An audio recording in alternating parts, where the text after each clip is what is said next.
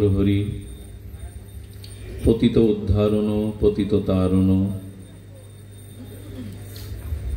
পতিত পাবন প্রেম চিন্তামণি দাতা শিরোমণি পরম কারণী পরম দয়াল শ্রী শ্রীল নিতাই চাঁদের মহানুকম্পায়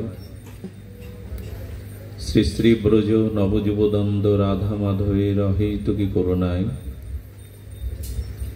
আজ ভুবন পাবন বিশ্বমঙ্গল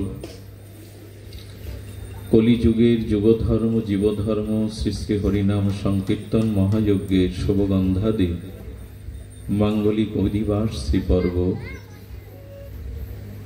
এই মঙ্গলময় শ্রীপর্বে ভাগবতীয় যে ভক্তিযজ্ঞের সুধা যজ্ঞের অমৃত যজ্ঞের আয়োজন,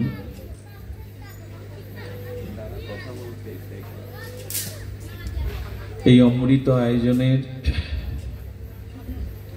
শুভারম্ভে প্রারম্ভে অস্মাদীয় গুরুপাদ পদ্মে পরাধ্যকটি দণ্ডবৎ প্রণতি জ্ঞাপন পূর্বক সমাগত আচার্য কুলতিলক বৈষ্ণবগণ, মহতজন, সাধুজন, শ্রেষ্ঠজন, সুধীজন, শ্রদ্ধাশীলা ধর্মমূর্তি কল্যাণিয়া মাতৃগণ, সকল ভক্তচরণে সশ্রদ্ধ দণ্ডবত প্রণতি। ভাগবতের নিমি জায়ন্ত উপাখ্যানে বলছেন যে ভয়াং দ্বিতীয়া অভিনিবেশ সা দিশাৎ পেতস্য বিপর্যয় স্মৃতি। মানুষের জীবনে ভয় তখনই আসে যখন দ্বিতীয় বস্তুতে তার অভিনিবেশ হয়। ধ্যান দিন, দ্বন্দ্ব তখনই হয় যখন দ্বি বস্তু উপস্থিত হয়। দ্বিতীয় বস্তু যখনই উপস্থিত হয় তখনই দ্বন্দ্ব হয়, একে দ্বন্দ্ব হয় না। একে কখনো দ্বন্দ্ব হয় না। দ্বি তত্ত্ব থাকলে সেখানে দ্বন্দ্ব সমুপস্থিত হবে। এই জন্য শ্রী ভাগবতে অবধূতের 24 গুরু তত্ত্বে তিনি কুমারীকে গুরুকরণ করেছিলেন। কারণটা এই, তার কাছ থেকে এই শিক্ষা নিয়েছিলেন যে বাড়ি অতিথি এসছে, ঘরে তাদের আহার্য বস্তু নাই, তো তিনি তৎকালীন পল্লীতে চিড়ে কোটার জন্য, এই বাবা এই একটা বক্স দিয়ে বন্ধ রাখো, বারবার শব্দ এখন ঠিক করছো কেন? শব্দ আছে, আরে রেখে দাও, এখন 9টার সময় এসে মাইক ঠিক করছে। জয় শ্রী রাধে, জয় শ্রী রাধে। সুধীজন,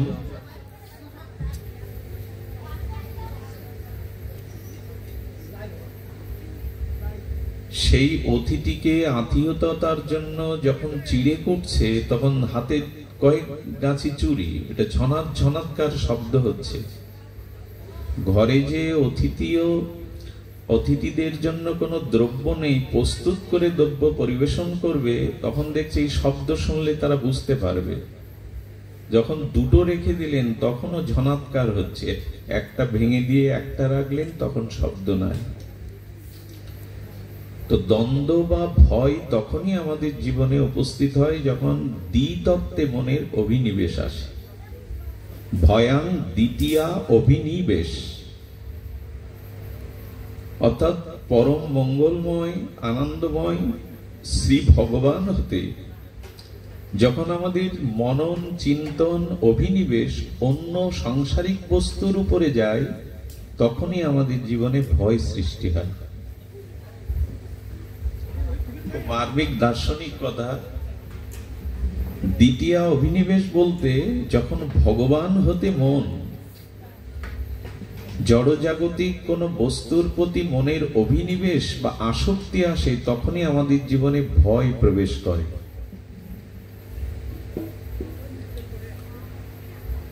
তো এই জন্য নিখিল শাস্ত্র প্রতিপাদন করেছেন যে মনটা ভগবানের স্থিতি রাখো, নিত্য নিরন্তর অবিচ্ছিন্ন তৈলধারার ন্যায় তস্মাৎ সর্বেষু কালেষু মনটা ভগবানের স্মরণ মনন চিন্তনে রেখে দাও। দ্বিতীয় বস্তুতে অর্থাৎ ভক্ত ভক্তি ভজন ব্যতীত মন যখনই এই জড়জাগতিক প্রপঞ্চময় কোনো বস্তুর প্রতি আবেশ আসবে, তখনই মনে ভয় আসবে। দেখুন, পঞ্চম বর্ষীয় বালক প্রহ্লাদ পৃথিবীর মৃত্যুর মুখোমুখি ভয়ঙ্কর পরিস্থিতির মুখোমুখি তাকে দাঁড় করানো হয়েছে। এটা মিথ্যা নয়, গল্প নয়, ভাগবত চরিত্র, প্রহ্লাদ চরিত্র। সেখানে পাগলা হস্তির সামনে, বিষাক্ত ফণাধারী সাপের সামনে তাকে বিষ দেয়া হলো, আগুনে নিক্ষেপ করা হলো। প্রহ্লাদ নিশ্চিন্ত নির্ভয়, মায়ের কোলে যেমন শিশু নির্ভয় থাকে। কারণ কি? এমন তো নয় যে অগ্নি সেদিন তার ধর্ম পালন করেনি, অগ্নির দাহিকা শক্তি তো আছেই। বিষের বিষক্রিয়া তো সেদিন নিষ্ক্রিয় হয়নি। বিষ তো প্রাণঘাতক, প্রাণকে মেরে দেয়। সেদিন বিষ, অগ্নি, সর্প, পাগলা হস্তির ভয়ের কারণ হয়নি প্রহ্লাদের। একটাই কারণ, প্রহ্লাদের অবিচল ভগবৎ চরণে নিত্য নিরন্তর তার নিষ্ঠা বা স্থিতি ছিল। আমাদের যেদিন এই পর্যায়ে আসবে, পৃথিবীর এমন কোন বস্তু নেই যে আপনাকে ভয় দিতে পারে।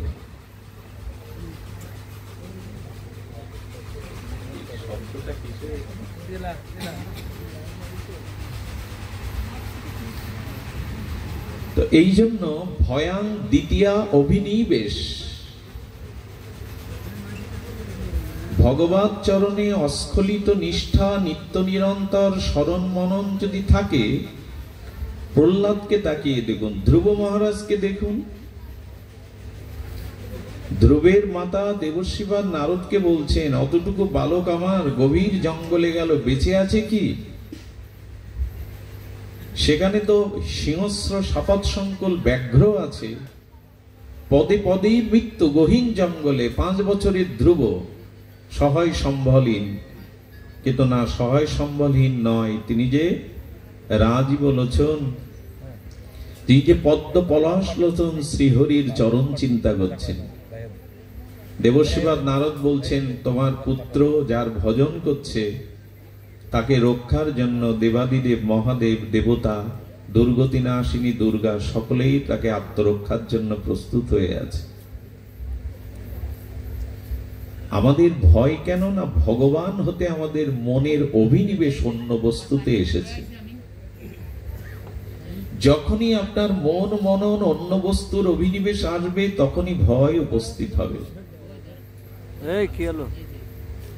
এই জন্য মহাপ্রজা, এখানে যা চলছে চলুক, আমরা আমাদের কাজ করি। তো প্রহ্লাদ চরিত্র, ধ্রুব চরিত্র এটি সকলের জ্ঞাত, সকলের জানা। কিন্তু জানাচ্ছি কেন বা বলবার অভিপ্রায় কেন না? মহাপ্রভু সাবহিত হয়ে প্রতিদিন গদাধর পণ্ডিত গোস্বামীর কাছে এই চরিত্র শুনতেন, যে ভজনে কি নিষ্ঠা, আর ভজন করলে দুর্গতি। সে দুর্গতি তাকে দুর্গতি করতে পারে না। তমেব শরণাঙ্গশ্চ সর্বভাবেন ভারত, আমার ভজন করলে সর্বভাবে তৎ প্রসাদাৎ পরাং শান্তি, তখনই আমার অনুগ্রহ কৃপাতেই তুমি শান্তি পাবে। মৎ চিত্ত সর্ব দুর্গানি মৎ প্রসাদাৎ তরিষ্যসি। গীতাকার শ্রী ভগবান কত অভয়বাণী দিচ্ছেন, মৎ চিত্ত, মনটা আমাকে দাও, সর্বদুর্গানি, সমস্ত দুর্গতি নাশ হবে। এ কথার উপর বিশ্বাস আস্থা আমরা রেখেছি। মৎ চিত্ত সর্বদুর্গানি, এই অদ্বয় পরতত্ত্ব সার্বভৌম গীতা শাস্ত্রে স্বয়ং ভগবানের বাণী। মনটা আমাকে দাও, সমস্ত দুর্গতি হতে তুমি ত্রাণ পাবে, তরিষ্যসি উত্তরণ ঘটে যাবে আমার প্রসাদে, আমার অনুকম্পায়, আমার কৃপায়। শুধু উচিত তোমার মনটা আমায় দেওয়া। এ কথাগুলি কথা নয়, জীবনের এক একটি মহামন্ত্র। এই মন্ত্রকেই অবলম্বন করে আমাদের জীবনের গতিপথ রচনা করতে হবে, তাহলে আসবে নির্ভয়তা। ভজ হরে মন শ্রীনন্দের নন্দন অভয় চরণারবিন্দ। এই সুধা সঙ্গীতের মর্মত্ব আমরা জীবনে বুঝতে পারিনি, যে একমাত্র নির্ভয় স্থান শ্রী গোবিন্দ চরণ। সুরেশানাং দুর্গম, দেবগণেরও নির্ভয় স্থান হলো গৌর চরণ, গোবিন্দ চরণ। দেবগণেরও, মানুষের কথা বাদ দিন। সুরেশানাং দুর্গম, সুরেশ অর্থাৎ ব্রহ্মাদি দেবগণেরও নির্ভয় স্থান গৌর গোবিন্দ চরণ। আজ আমরা রাজ ভয়ে, আজ আমরা রোগ ব্যাধি মৃত্যু ভয়ে জর্জরিত, চারিদিকে ভয় আমাদের তাড়াচ্ছে। এর একটাই কারণ, ভয়াং দ্বিতীয়া অভিনিবেশ। মঙ্গলময় অখণ্ড পরতত্ত্ব ভগবান হতে যখনই মন দ্বিতীয় বস্তুতে অভিনিবেশ ঘটেছে, তখনই আমাদের ভয় উপস্থিত হয়েছে। এই জন্য ভগবৎ বিমুখ জীবের তদীয় সমাবেশের কারণেই এই ভীতি সন্ত্রস্ত গুলো প্রবেশ করছে।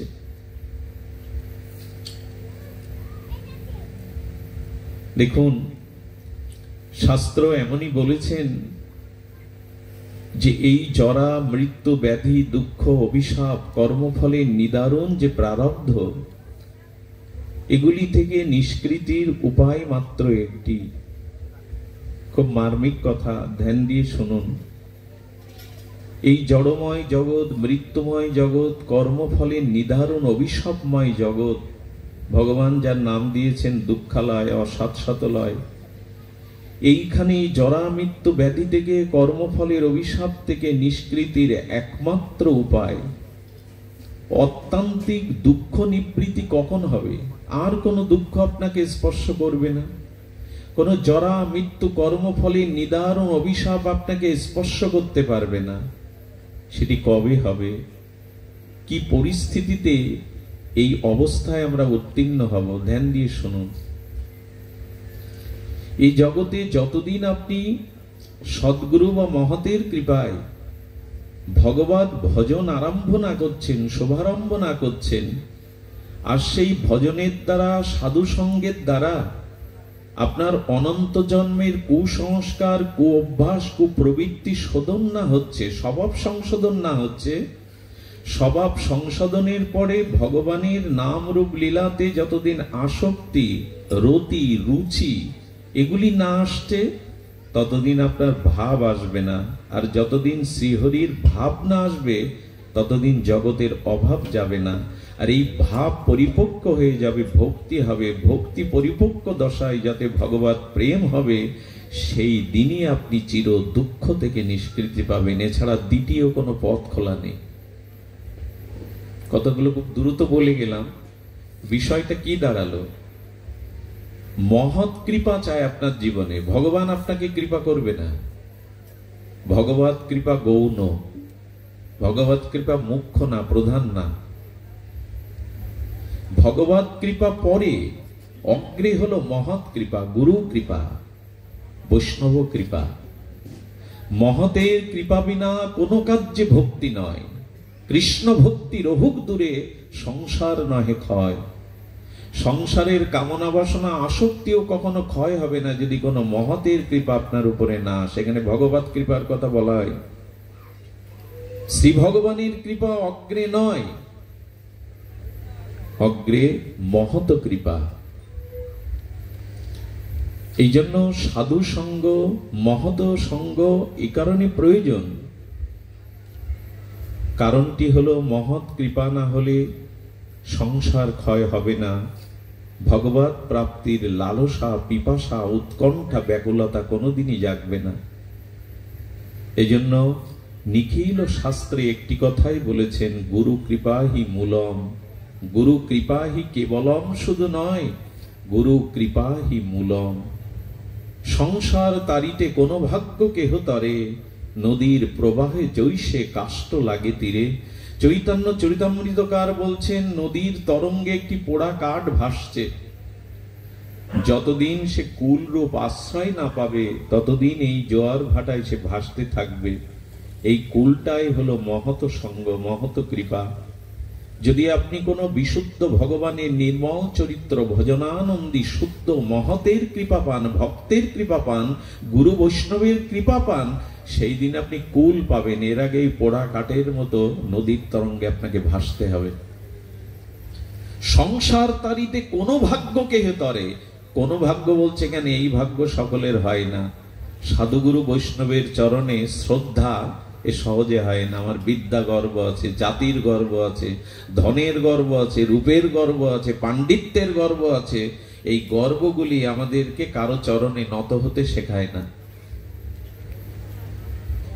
কুলীন পণ্ডিত ধনীর বড়ই অভিমান। চৈতন্য চরিতামৃত বলছেন, ধন থাকলে তার ধনের অভিমান, রূপ থাকলে তার রূপের গৌরব, বিদ্যা থাকলে তার বিদ্যার গৌরব। এই অভিমানগুলো তাকে বাধা দেয় অন্যের চরণে আনুগত্য নিতে। সাধুগুরুর চরণে আনুগত্য নিতে এগুলি বাধা হয়ে দাঁড়ায়।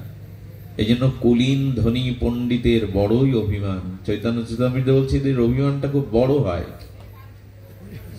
দিনের অধিক দয়া কৃপা করেন ভগবান। যাদের ভিতরে দৈন্যতা আছে, দীনতা আছে, যারা নিজেকে সমর্পণ করতে পারে।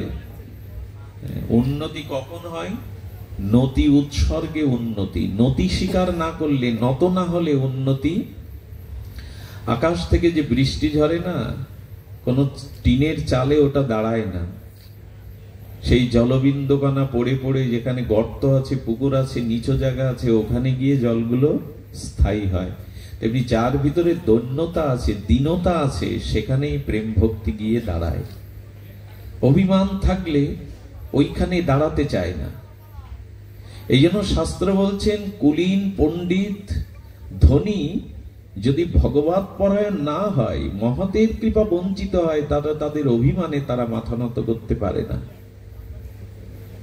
এই জন্য মহৎ কৃপা বিনা কোনো কার্যে ভক্তি নয়। এগুলো শব্দ না, এগুলো কোনো সাহিত্যিকের লেখা কলম না। এগুলো মহাপ্রভুর প্রিয় পরিকরগণ জগৎ কল্যাণে তাদের ভজনের মহা অনুভূতি দিয়ে লিখে গেছেন মন্ত্রের মতো। সেই মন্ত্রটা হলো মহতের কৃপা নাও। জীবনে যতদিন আপনি মহৎ কৃপা না পাবেন, আর যতদিন যত জন্ম আপনি মহৎকে অবজ্ঞা করবেন, আপনার 5টি জিনিস ধ্বংস হয়ে যাবে। এটা অন্তরে লিখে নিন। বর্তমান হচ্ছেও তাই। আপনার জীবনে 5টি জিনিস বিনষ্ট হবে, ধ্বংস হবে, যদি মহৎকে আপনি উপেক্ষা করেন। আমি কম জানি, কম বুঝি, কারো পায়ে আমাকে সমর্পণ করতে হবে, এরকম না। যদি কারো জীবনে মহৎ অতিক্রম হয়ে যায়, তাহলে তার জীবনে কি হাসে? আয়ু শ্রিয়ং যশা ধর্মং লোকানাশিষ এব চ হন্তি শ্রেয়াংসি সর্বাণি পংস মহতিক্রম। ভগবতজি বলছেন, আপনার জীবনে আয়ু নষ্ট হবে, শ্রী নষ্ট হবে, যশ নষ্ট হবে, ধর্ম নষ্ট হবে, আর ইহকাল পরকালের পরম মঙ্গল সবকিছু বিনষ্ট হবে যেদিন আপনি মহৎকে অবজ্ঞা করবেন। দেখুন, ভগবত চরণে বা ভগবানের চরণে অপরাধ, ভগবান এটা গণনা করে না। কোটি অপরাধ ক্ষমাশীল, ক্ষমাময় ভগবান ক্ষমা করে দেয়। কিন্তু খবরদার, কোন শ্রেষ্ঠ ভক্তজন, মহতজন, তাদের চরণে যেন বিন্দুমাত্র অপরাধ না হয়। যদি হয়, আপনার অনন্ত কোটি ভজন হতে আপনি বাদ পড়ে যাবেন। বৈষ্ণব চরণে যদি হয় ক্ষুদ্র অপরাধ, মহামহা ভজন হতে পড়ে যাবে বাদ। চৈতন্য চরিতামৃত। ক্ষুদ্র অপরাধ, একটা পুরো ঘর দরজা জানলা রুদ্ধ, বদ্ধ, কিন্তু দেখবেন কোন ভ্রমর কর্তৃক দরজা জানলার কাঠটাকে যদি ছিদ্র করে দেয়, ওই ছিদ্র দিয়েই সূর্যের কিরণটা খুব জ্যোতিতে প্রবেশ করে, পুরো ঘরটা আলোকিত করে দেয়। ওইটুকু ছিদ্রের মধ্যে এত জ্যোতি কিরণ হয়। তেমনি ক্ষুদ্র বৈষ্ণব মহৎ চরণে যদি ক্ষুদ্র অপরাধ হয়, ওর মধ্যে দিয়ে আপনার জীবনের 5টি জিনিস নষ্ট হবে: আয়ু, শ্রী, যশ, ধর্ম, ইহকাল পরকালের সমস্ত মঙ্গল। আজ তো আমরা অবজ্ঞারই একটা সময় পার করছি। শ্রেষ্ঠ জনকে, মান্যজনকে, গুরুজনকে কি কতটুকু সম্মান করে। রাবণের ধ্বংস হতো না সাধু বেশে মা সীতাকে অপহরণ না করলে। ওই জায়গাটায় মহৎ অপরাধ করে বসলো। তুমি রাক্ষস বেশে এসে সীতাকে নিয়ে যাও, কিন্তু সাধু বেশে সীতামা ভক্তি দেবীর চরণে। রাবণের মূল ধ্বংসের কারণ এখানে। দুর্যোধন, দুঃশাসন, কৌরবদের ধ্বংসের একটিমাত্র কারণ দ্রৌপদীর মতো সতীকে মর্যাদা লঙ্ঘন করা। এগুলো ভুলে গেলে হবে না। বাল্মীকি, দেবশ্রীবাদ, নারদ আমাদের জীবনের, আমাদের কৃষ্ণ দ্বৈপায়ন, বেদব্যাস জগতে জানিয়েছেন এই মহৎ চরণ অপরাধ কত ভয়াবহ বিঘাতক হতে পারে। ভজন কম করুন, মালা জপ, তীর্থ পর্যটন, ভজন কম হোক আপনার জীবনে, কিন্তু অপরাধ যেন না আসে। দেখুন, পাপ এটি এক হরিনামেই মুক্ত হওয়া যায়। যদি নিরপরাধ চিত্তে একবার কৃষ্ণ বলতে পারেন, অপরাধ শূন্য কোটি জন্মের পাপ চলে যাবে।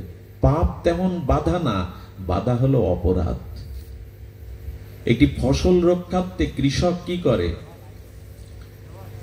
বাঁশ কঞ্চি দিয়ে যে চটার বেড়াটা দেয়, ওটা ভাঙা সহজ, তো গরু বাছুর ভাঙতেই পারে। কিন্তু লোহার, কংক্রিটের উঁচু প্রাচীর দিয়ে দিলে হাতিও ভেঙে ভেতরে ফসল ক্ষতি করতে পারবে না। তো অপরাধটা হলো, অপরাধ মুক্ত হয়ে যদি ভজন করেন, ওর ভিতরে কোনো আপনার ফসল অর্থাৎ ভজনকে, ভক্তিকে নষ্ট করতে পারবে না। আজকে প্রায়শ দেখুন কেউ কাউকে মান্যতা দেয় না। আরে কে এলো, কে গেল, কাকে মান্যতা দিতে হবে, কাকে প্রণাম করতে হবে, মাথাও বা কেন নত করতে হবে, তার কথা আমার নিতে হবে, এমন কি? এই যে একটা মানসিক ভাবে আমাদের পাত্রের অভাব, দৈন্যের অভাব। দৈন্য কাকে বলে? দীনতা কাকে বলে? তার সংজ্ঞা দিয়েছেন আমাদের আচার্য, আপনারই হীনজ্ঞান, অযোগ্যতা বুদ্ধি। দৈন্য তাকেই বলে আপনারই, এর মধ্যে যারা আছে সব থেকে পিছনে আমি। হীন বুদ্ধি, এখানে যারাই আছে তারা আমার থেকে উত্তম, কোনো না কোনো গুণে তারা সর্বোত্তম।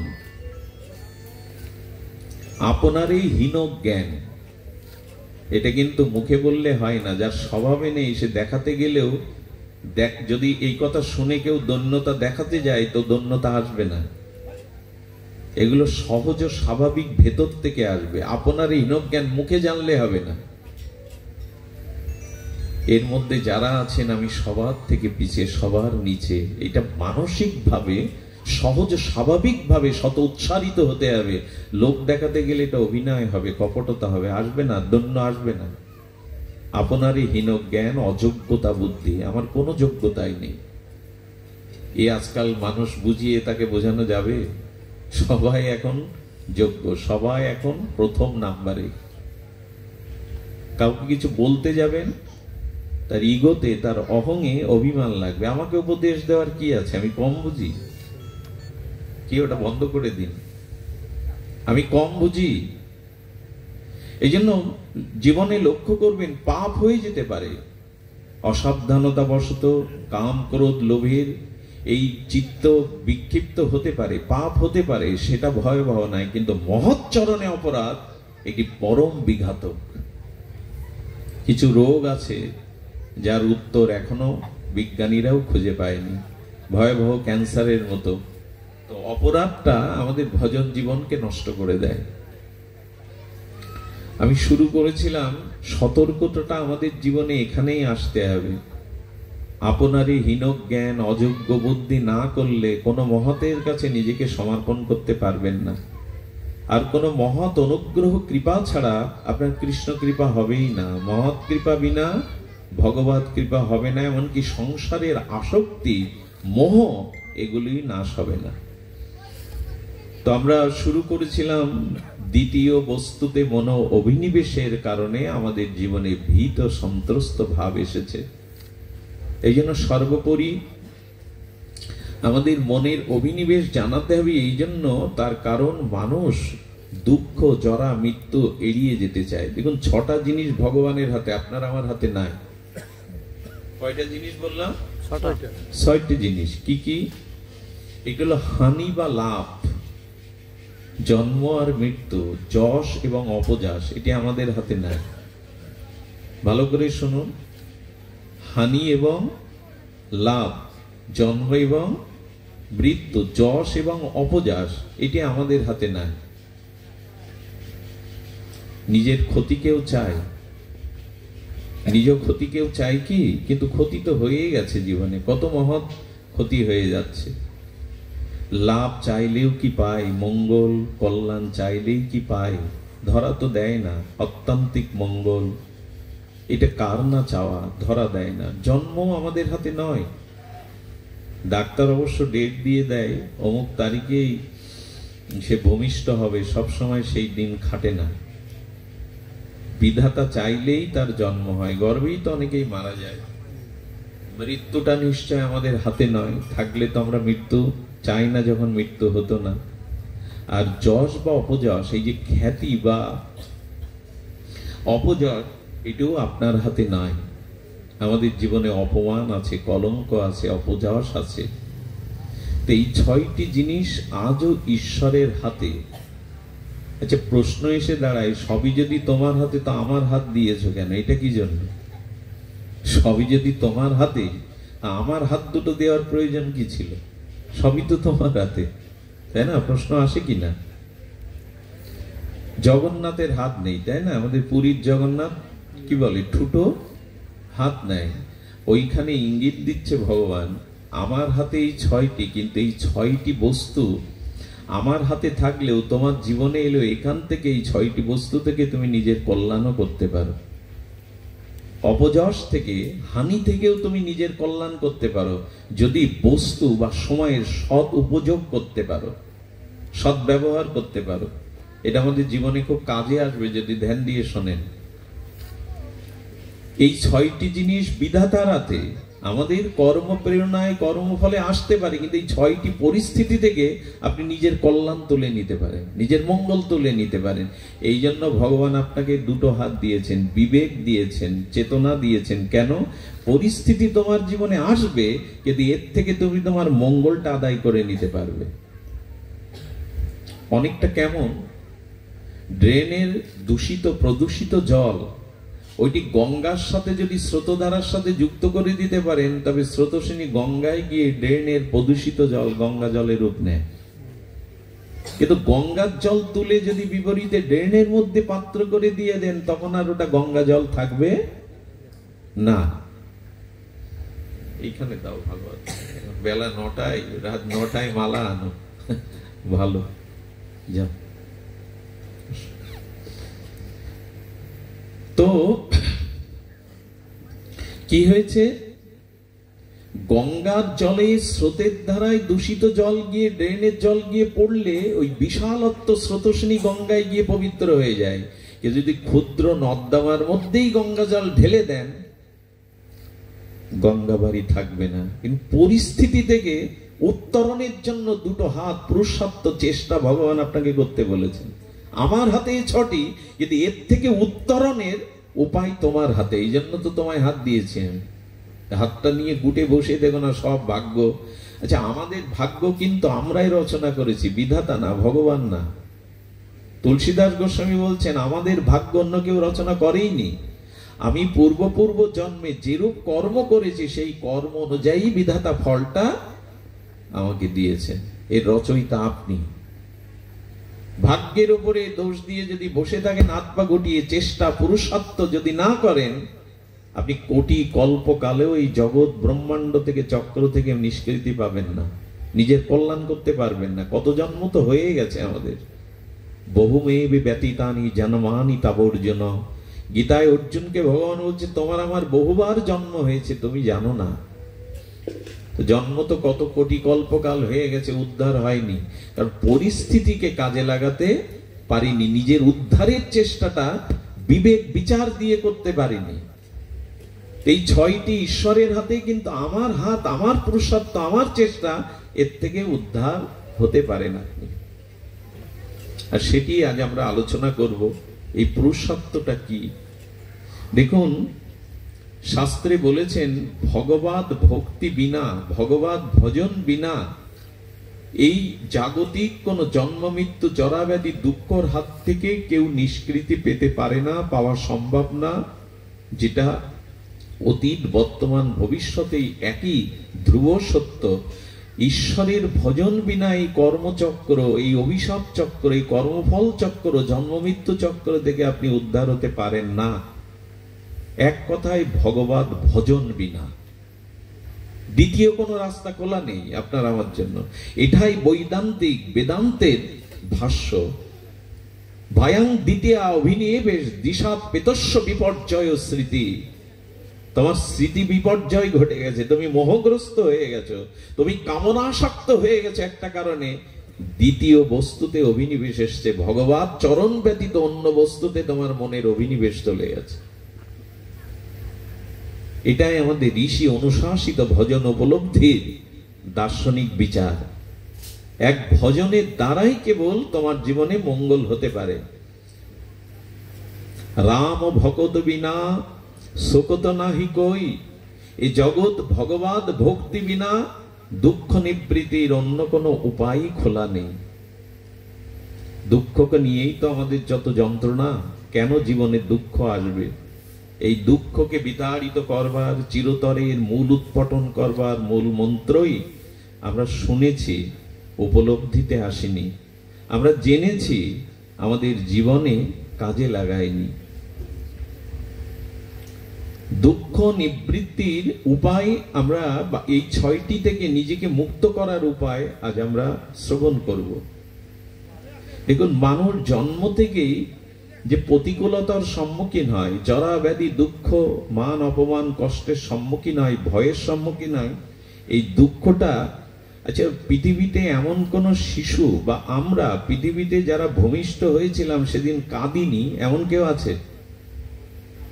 পৃথিবীতে মাতৃগর্ভ হতে যেদিন শিশু ভূমিষ্ঠ হয় ওই সময় শিশু কাঁদেনি এমন কেউ আছে?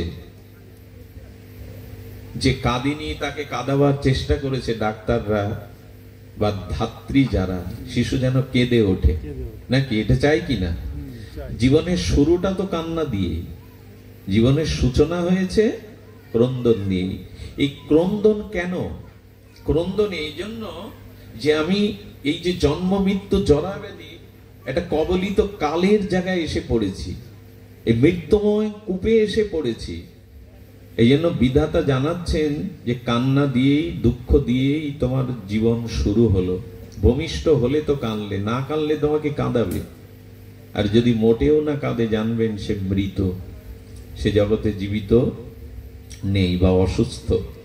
তার মানে কান্নাটাই আমাদের জীবনের স্বাভাবিক সূচনা, শুভ আরম্ভ। শুভ আরম্ভ বলবো এই জন্য, এই দুঃখটা, কান্নাটা কিন্তু জন্মের পরে শুরু হয়নি, মাতৃগর্ভ থেকেই তার দুঃখ শুরু হয়েছে। মাতৃগর্ভে আমরা কোথায় থাকি যদি আমাদের বিজ্ঞানীরা জানিয়ে দেয়, মেডিকেলে যারা অভিজ্ঞ আছে তারা বলে মলমূত্রের দুয়ারে আমাদের মুখটা থাকে। মায়ের ওই জলাশয়ের মধ্যে, কুরক্তের মধ্যে কত কৃমিকীট দংশন করে। মলমূত্রের দুয়ারে পারবেন 10 মাস বলি আর 9 মাস বলি ওই সময়টা এইভাবে থাকতে? একটা ছোট্ট জায়গার মধ্যে সেই দূষিত কৃমিকীটের মধ্যে মলমূত্রে আমাদের মুখটা থাকে মলমূত্রের দুয়ারের কাছে। মানুষের যে মলমূত্রের দুয়ার ওইখানেই মুখটা থাকে। আর ওই অবস্থায় তাকে এতটা দিন কৃমিকীট দংশন করে। যখন 7-8 মাস গর্ভবতী হয় মায়েরা, তখন মায়েদেরও ব্যথা অনুভব হয়। কেন জানেন? মাঝে মাঝে ওই যে ওর মধ্যে ওকে দংশন করতে থাকে, ও ব্যথা পেতে থাকে। আর ওই ব্যথাটা মার উপলব্ধিতে তখন আসে, অন্য কারো আসে না। গর্ভ ব্যথাটা মা উপলব্ধি করতে পারে, ওকে তো বিষাক্ত কৃমিকীট দংশন করে। মলমূত্রের মধ্যে এক নিদারুণ ঘোর নরকময় স্থানে দুঃখটা ওইখান থেকেই শুরু। এর আগে থেকে শুরু। পূর্ব জন্মে আমি ভজন করিনি, নিজের উদ্ধারের চেষ্টা করিনি, দ্বিতীয় বস্তুতে কাম কামনায় মন নিবেশ করেছে, এই জন্য আবার জন্ম নিতে হলো। পুনর্জন্ম দুঃখাত। শিবাষ্টকে বলা হয়েছে মানুষের সমস্ত দুঃখের কারণ হলো পুনর্জন্ম। যদি জন্ম না হতো মৃত্যু আসতো আমার কাছে, যদি জন্ম না হতো কর্মফল ভোগ করতে হতো আমাকে, যদি জন্ম না হতো অপযশ এগুলো কলঙ্ক নিতে হতো আমাকে। জন্মই তো দুঃখের কারণ। আর জন্ম হয়েছে কেন? গত গত জন্মে কর্মফল তোমার শোধ হয়নি, কাম কামনা তোমার যায়নি, বাসনা তুমি একেবারে নিঃশেষ করতে পারোনি। দিল্লির একটা ঘটনা শুনুন। দুই বন্ধু ব্যবসায় লাগলো। 200 বছর আগে 50,000 টাকা দিয়ে তারা কোনো একটা রাখি দ্রব্য কিনেছিল। 1 বছর পর সেটা 2 লাখ টাকা বিক্রি হয়। তৎকালীন 200 বছর আগে 2 লাখ টাকা পুঁজি মানে কত পুঁজি? এরা আকাশে উঠছে আনন্দে। 50,000 টাকা রাখি মালে 1 বছর পর 2 লাখ টাকা পেল। হোটেলে খেতে গিয়ে একজনের মধ্যে শয়তানি বুদ্ধি, পাপ বুদ্ধি চেপে গেল। 2 লাখ টাকা জীবনে পেলে তো আমাকে রাজার হালেই চলতে পারবো। বলে, বন্ধু তোর খাদ্যটা আজ আমি হাতে করে আনবো। হোটেল রুমে তাকে বসিয়ে ওই খাদ্যে বিষ মেশালো বন্ধু, এবং বিষ খাইয়ে খাদ্যের সাথে তাকে মেরে সমুদ্রে হাঙর কুমিরের খাদ্যের জন্য দিয়ে প্রচার হলো যে সে কোথায়, আমি আর তাকে পাইনি। তার বাড়িতে সংবাদ দেওয়া হলো এই 2 লাখ টাকা নিয়ে পাপ করে সে বাড়ি করলো, গাড়ি করলো, সুন্দরী রমণী ঘরে এলো, বিবাহ করলো। 2 বছরের মাথায় বাচ্চা হলো। বাচ্চা 4 বছর বয়সে অসুস্থ হলো। বাবাকে ডেকে দিয়ে ঘুমায় না। 4 বছরের এই বাচ্চাটাকে বিদেশে দেশে ডাক্তাররা তা নিরাময় করতে পারলো না। কি অদ্ভুত জানেন, 2 বছর ধরে ওর জীবনে যা কিছু সম্পদ ওই ছেলেটার পেছনে ব্যয় করে ও যেদিন সমস্ত সম্পদ হারিয়ে পথে বসেছে, সেই দিন মরার আগে ওই ছেলেটা একটা কথা বলে মারা গেল, আমি তোমার গত জীবনের বন্ধু যাকে হত্যা করেছিলে, পুত্র রূপে এসে তোমাকেও পথের ফতির করে আজ আমি চলে গেলাম। 1000টা গাভীর মধ্যে যদি বাছুর ছেড়ে দেন, ওর মার বাটে গিয়ে অন্য গাভীর বাটে যাবে না। 1000 গাভীর মধ্যে যদি ছোট্ট বৎসটি তার মার বাট খুঁজে পায়, কোটি জন্ম পরে কর্মফল আপনাকে খুঁজে নেবে, আপনাকে খুঁজে নেবে, ছেড়ে দেবে না। এই জন্য শাস্ত্রে বলছেন দুঃখটা শুরু হয়েছে অনেক জন্ম থেকে, যখন থেকে ভগবানের থেকে মনটা অন্য বস্তুতে চলে গেছে। ভয়াং দিতে অভিনিবেশ। ভগবান হতে মনটা যেই অন্যদিকে চলে গেছে, সেই আপনার জীবনে এই বিপর্যয় নেমে এসেছে। তো সেই বিপর্যয়, গর্ভ থেকে দুঃখ আছে। বাচ্চা জন্মাবার পরে দেখবেন পরীক্ষা করতে গিয়ে ডাক্তার যখন তাদের গা থেকে রক্ত নেয়, সে দৃশ্য আপনিও দেখতে পাবেন না। কত দুরারোগ্য ব্যতীতে শিশু হাসপাতালে যান, কারো লাঞ্চের সমস্যা।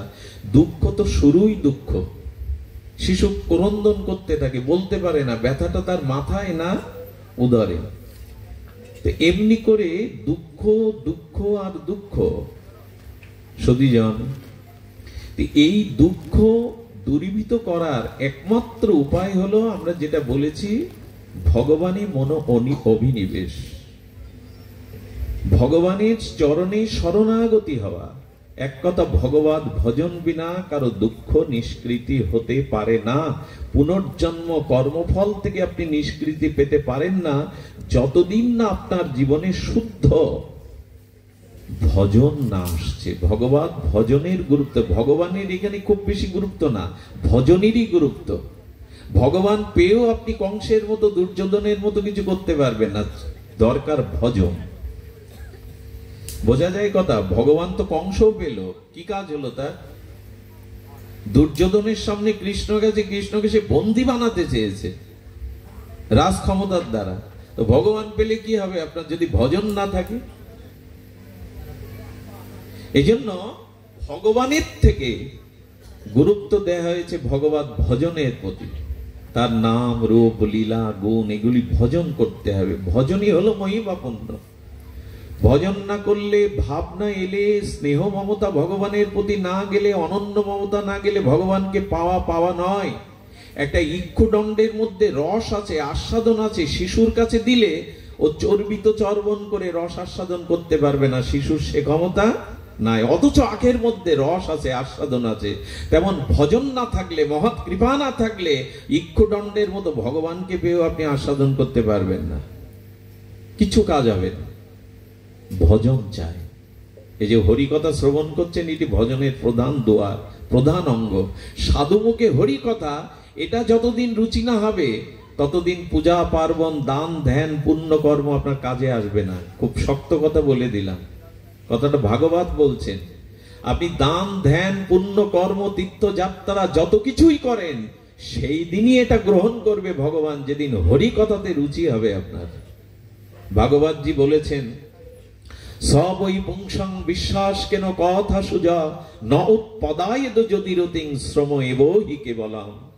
যতই সুন্দরী রমণী হোক, যতই তাকে সালঙ্কার অলঙ্কার পরানো হোক, যদি তাকে বিবস্ত্র করে রাখা হয়, উলঙ্গ করে রাখা হয়, সে যেমন ধিকৃত হয়।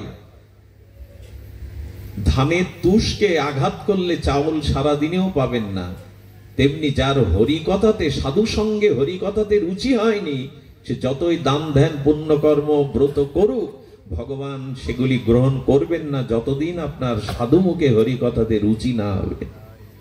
যেখানে যেখানে দেখবেন ভাগবত অধ্যয়ন নাই, ভাগবত পাঠ নাই, শুধু পূজা পার্বণ, আনন্দ মেলা মিলন এগুলি আছে, জানবেন সেখানে শুদ্ধ ভক্তের বড় অভাব, প্রিয় বিধিবিধানের বড় অভাব। আগে ভগবানের কথায় রুচি আসতে হবে, তার নাম রূপ লীলাতে সাধু মুখে রুচি আসতে হবে, তবেই আপনার জীবনে স্বভাব সংশোধন আসবে। এই জন্য বললেন শ্রম এবহি, আগে যা করেছেন সবকিছু বৃথা, ব্যর্থ হয়ে যাবে যদি সাধু মুখে হরিকথাতে আপনার রুচি না হয়। এটা তো অনেক ক্ষেত্রে আছে, ক্ষেত্র আছে সেখানে এর বড় অভাব, ভাগবত শ্রবণের বড় অভাব। এটা মানসিকভাবে দেখুন, সাধু শ্রবণটা নিজের ভাগ্যে হয় না। ঈশ্বর যদি কারো প্রতি বিশেষ দৃষ্টি দেয়, কৃপা করে, তখনই সেই জীব হৃদয়ে ভগবত প্রেরিত কৃপা শক্তি দিয়ে সে সাধু সঙ্গে হরিকথা শোনার ভাগ্য পায়, যে সকলের ভাগ্যে হয় না। এই গ্রামে আরো মানুষ আছে, এর পাশেও অনেক মানুষ আছে, এই ভাগ্য তাদেরই হবে, বিশেষ করে ভগবান যাদেরকে কৃপা করেন। ভগবানের কৃপা কি নিরপেক্ষ না? সবাইকে কৃপা করছেন না কেন? সবাইকে হরিকথা শোনার প্রেরণা দিচ্ছেন না? ওনার কৃপা কি নিরপেক্ষ হারিয়েছে? নিরপেক্ষ হারায়নি। পূর্ব জন্মের পূর্ণকৃত রাশি একত্রিত হলে ভগবান তার প্রতি কৃপা দৃষ্টি দিলে তখনই সে হরিকথা শ্রবণে তার রুচি আসে। এই জন্য প্রথম কাজ হলো শ্রবণ। সাধু মুখে, তত্ত্বজ্ঞ ভক্তের মুখে হরিকথা শুনতে হবে, এছাড়া দ্বিতীয় কোনো পথ খোলা নেই রাস্তা পাওয়ার। এই জন্য হরিকথা শ্রবণ সাধু সঙ্গে, কথা ভগবান কপিল দেব তার মাতা দেবাহুতিকেও বলেছিলেন, শতাং প্রসঙ্গ নাম বীর্য সংবিদ ভবন্তি হৃৎকর্ণ রসায়না কথা তর্য সনাত দাস অপবর্গ বত্মানি শ্রদ্ধা রতি ভক্তি ক্রম মিশ্রতি। ক্রমে ক্রমে তোমার রতি ভাব প্রেম ভক্তি আসবে কিসে? শতাং প্রসঙ্গ নাম, সাধু মুখে হরিকথা শ্রবণ করো। ভগবান কপিল দেব তার মাতাকে, দেবাহুতিকে, জননীকে এই উপদেশ, মা তুমি বিদ্যা হয়েছ, দান ধ্যান তপস্যা সাহদায় যাগযজ্ঞ তোমার দ্বারা সম্ভব না, এটি কলিযুগে দ্বারা ভগবত প্রাপ্তি প্রায়শ অসম্ভব। এই জন্য তোমার প্রতি আমার এই উপদেশ, সন্তান হয়ে মাকে ভগবান উপদেশ দিচ্ছেন, যাও যেখানে সাধুগণ মিলিত হয়ে, ভক্তগণ মিলিত হয়ে, নির্মল চিত্র ভজনানন্দী সাধুগণ একত্রিত হয়ে হরিকথা বলছেন, তার মাঝে গিয়ে বসো। ভজন সাধন অনুভূতি সাধু হৃদয় থেকে জীবাণুর মতো তোমার হৃদয়ে চলে যাবে। যেমন সংক্রামক ব্যাধি যেমন একজনের ভেতর থেকে আরেকজনের ভেতরে চলে যায়, তেমন সাধু সঙ্গের মধ্যে হরিকথা শ্রবণ করলে ওই সাধুর জন্ম জন্মান্তরীণ ভজন অনুভূতিগুলো তোমার মধ্যে প্রবেশ করবে। যাও সাধু সঙ্গে হরিকথা শোনো, ভগবানের উপদেশ। হরিকথাতে যেখানে রুচি নাই, জানবেন সেখানে কোনো বিধি মার্গই নাই, সেখানে কোনো আচার আচরণের শুদ্ধতাই নাই। আগে তো জানবেন আপনি। আর এই 4.5 ঘন্টা 5 ঘন্টা পথ আসতে গিয়ে আমাকে 30 জায়গায় শুনতে হয়েছে কোন মোড় দিয়ে যেতে হবে। তো না জানলে পৌঁছাবেন কি করে আপনি লক্ষ্যে? জানতে গেলেই তো ভাগবত শুনতে হবে, সাধু মুখে, তত্ত্বজ্ঞের মুখে শুনতে হবে আমার পথ কোনটি, আমার কল্যাণের উপায় কোনটি, আমার মার্গ, আমার দিগদর্শন কোনটি। আজ আমরা হই হুল্লোড়ে মেতে থাকি, তাতে কি হলো জানি না, আমার স্বভাব সংশোধন হলো কিনা জানি না। এই জন্য পরীক্ষিত মহারাজের মতো সপ্তদিন পরময় যার, তিনিও ভাগবত শুনে দুর্লভ গোবিন্দ চরণ পেলেন 7 দিনে। কোন যাগযজ্ঞ করে কেন, 7 জন্ম ধরেও গোবিন্দ চরণ মুনি ঋষিরা যুগ যুগান্তর তপস্যা করেও পাই না। সাধুমুখে হরিকথা শুনে ব্রহ্মরন্ধ ফেটে পরীক্ষিত দুর্লভ গোবিন্দ চরণ পেয়ে গেল। আর এই অর্জুনের মতো বিদগ্ধ জনের মোহ দূর হলো ভগবানের কথা শুনে।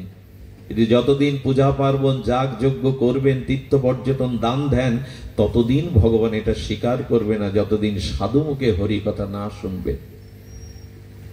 এই জন্য মহৎ সঙ্গে মহৎ হরিকথা প্রসঙ্গটাই আমাদের আস্বাদনে ব্রতী হতে হবে, তবেই আমাদের জীবনের পরম কল্যাণ এবং মঙ্গল সূচিত হবে। এই জন্য দুঃখ থেকে নিবৃত্তির একটি উপায় হলো ভগবত ভজনে ব্রতী হওয়া। আপনারা এইদিকে ধ্যান দিন, বালু মাড়াই করলে তেল পাওয়া যাবে তো, না শস্য মাড়াই করলে, তিল মাড়াই করলে তেল পাওয়া যাবে? কোনটা? বালু মাড়াই করলে তেল পাওয়া যাবে কি? কখনো যাবে না। তো তেমনি ভগবত ভজন বিনা আপনি জীবন সাক্ষাৎকার, জীবন পরিপূর্ণতা কখনো পাবেন না। আচ্ছা, জল মন্থন করলে মাখন উঠবে তো, না দুধ বা ঘোল মন্থন করলে উঠবে? কোনটা? জলও তো তরল, সারা দিন মন্থন করুন, মাখন উঠবে? তো আপনি জন্ম জন্মান্তরের শুধু সাংসারিক কর্ম করে যান, দান ধ্যান পুণ্য কর্ম করে যান, বলে তার দ্বারা নির্ভয় আসবে না, তার দ্বারা হৃদয়ে পরম শান্তি, দুঃখ নিবৃত্তি, অত্যান্তিক দুঃখ নিবৃত্তি হবে না। এই জন্য যে সেটি হলো দুধ মন্থন করলেই তার থেকে মাখন উঠবে, জল মন্থন করলে উঠবে না। তুলসী গোস্বামী এমন কথা বলে দিয়েছেন, কথার দিকে ধ্যান দিন। তুলসী গোস্বামী বলছেন, কচ্ছপের পিঠেও যদি কখনো লোম ওঠে, মানে চুল ওঠে, আকাশেও যদি কখনো ফুল ফোটে, যদি বন্ধা নারীকেও কেউ কখনো সন্তান হয়, হয়তো হতে পারে, যদি পৃথিবীর ধূলিকণাগুলো বিজ্ঞানীরা সংখ্যা গুনে দিতে পারে, আকাশের নক্ষত্র তারার সংখ্যা কত গুনতে পারে, তবে বিনা ভজনে কেউ শান্তি পেতে পারে না, এটা লিখে নাও। তুলসীদাস গোস্বামী বলছেন, বিনা ভজনে কেউ শান্তি পেতে, ওনাকে বসতে দিন। জয় শ্রী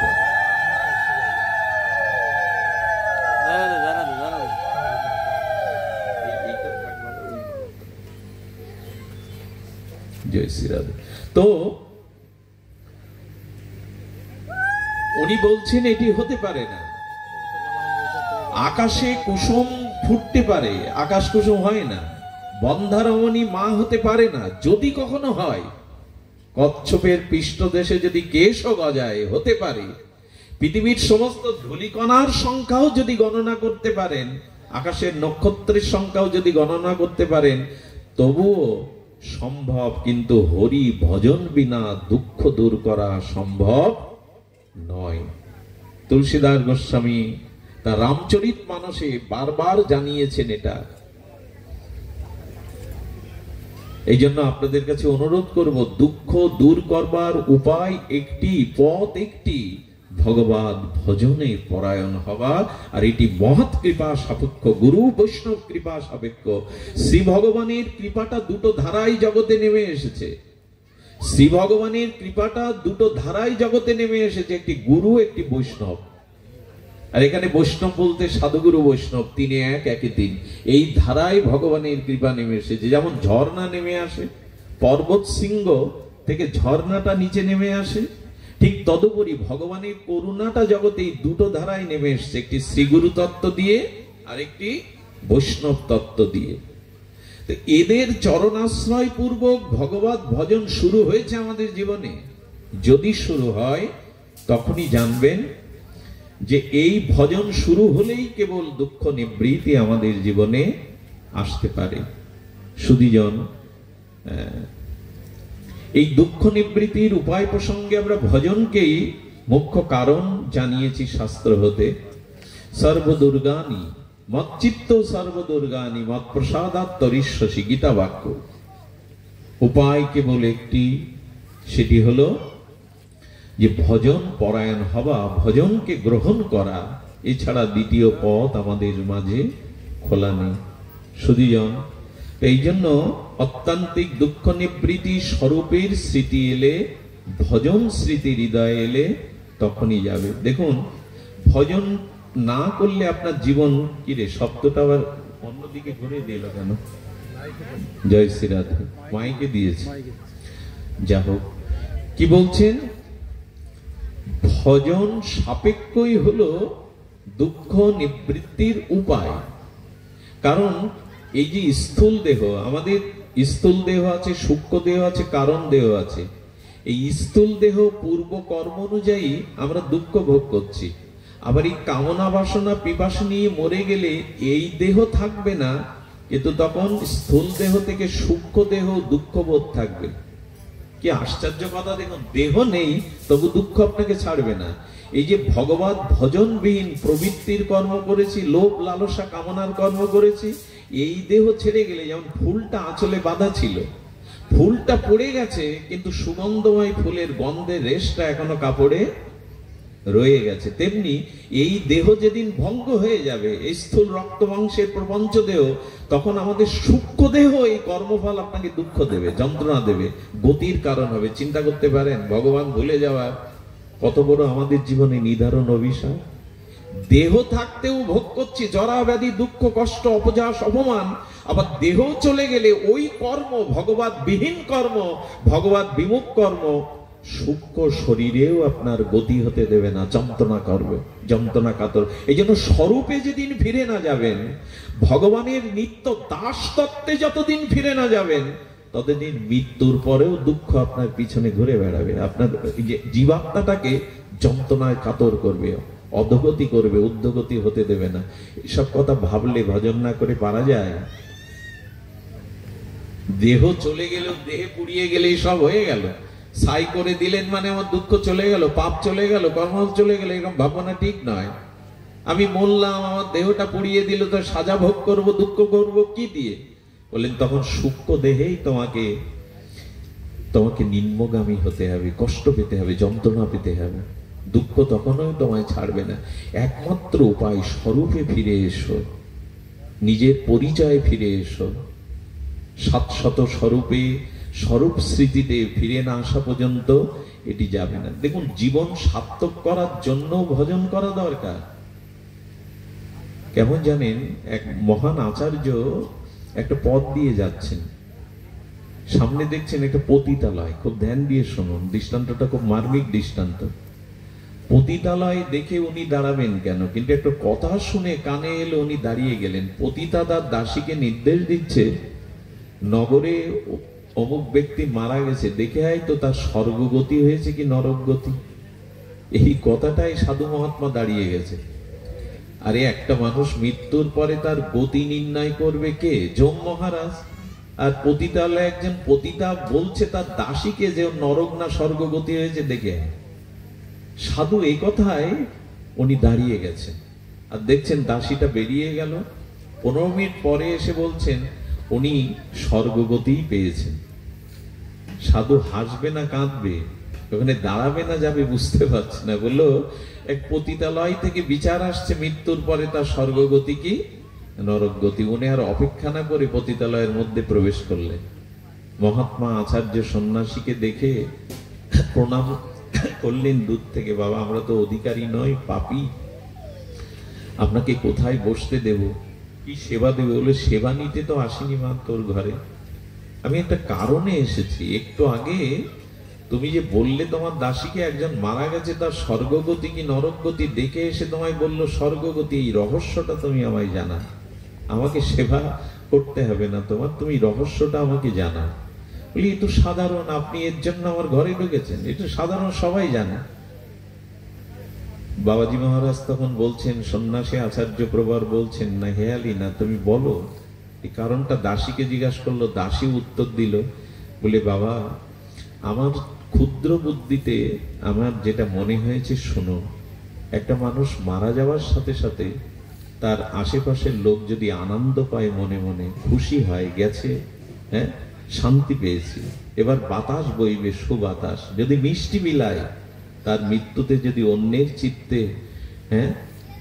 চিত্তে সুখ ভাবনা আসে, না তার অত্যাচারে, তার অন্যায়, তার ব্যবহারে, তার চরিত্র আমরা ছিলাম অতিষ্ঠ। মানুষটা গেছে, আমরা বেঁচে গেছি। বাবা, এই কথা যদি পাড়া প্রতিবেশী আশেপাশের লোক বলে না, আপনি লিখে দিতে পারেন ওর নরকগামী হয়েছে। আর যদি কারো মৃত্যুর পরে শোক নেমে আসে, বিরহ নেমে আসে, আহা এমন মানুষকে হারালাম, এমন মানুষ জগতে বিরল, এভাবে যদি অন্তরে স্বতঃসিদ্ধ ভাবে কারো হৃদয়ে ব্যথা উপস্থিত হয়, আর জগৎ একটি মহৎ মানুষকে হারালো, কারো চোখে যদি বিন্দু বিন্দু বিরহ অশ্রু ঝরে, পরিবেশ যদি স্তব্ধ হয়ে যায়, যেমন মানুষ চলে গেল, দেখবেন আমাদের ভেতরে কামনা বাসনা পিপাসা, দেখবেন মন কিন্তু জরাগ্রস্ত হয় না। চোখের দৃষ্টি চলে যায়, চুল পেকে যায়, জীবনী শক্তি হ্রাস হয়ে যায়, হাত পা বল থাকে না ইন্দ্রিয়ে, কিন্তু মন কি ব্যাধিগ্রস্ত হয়?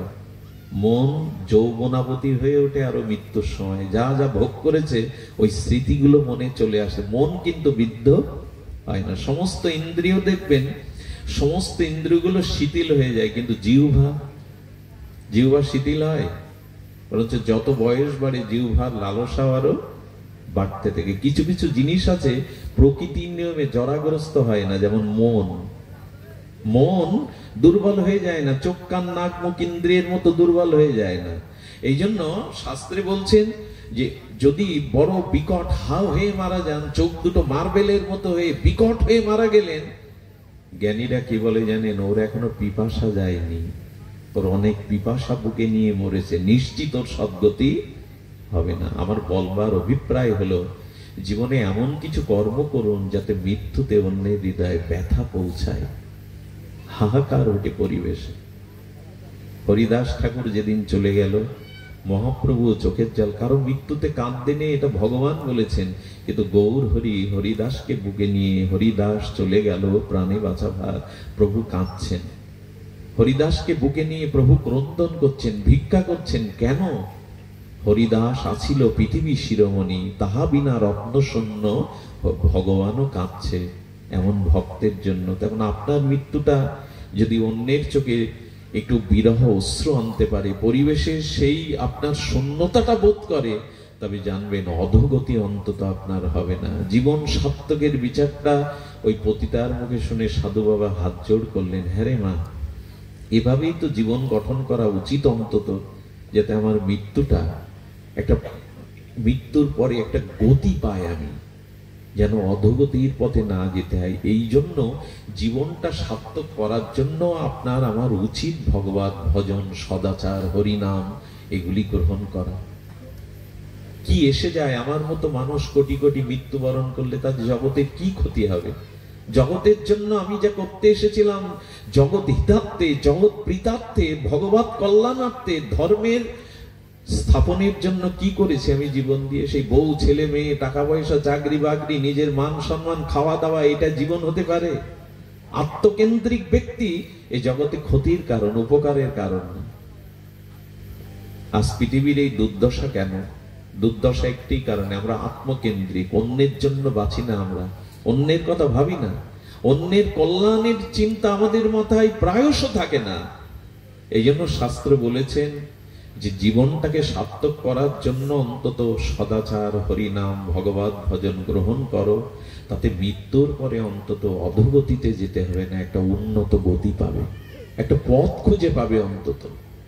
কারণ মৃত্যুর পরে আপনার আত্মীয় স্বজন, ধন সম্পদ, পদ প্রতিষ্ঠা, ডিগ্রি কোনো কাজে আসবে না। ওইখানে শরীর থাকবে না, আপনার এই জাগতিক কোনো পদার্থ ওই সময় পরকালে আপনার পথ দেখাতে পারবে না।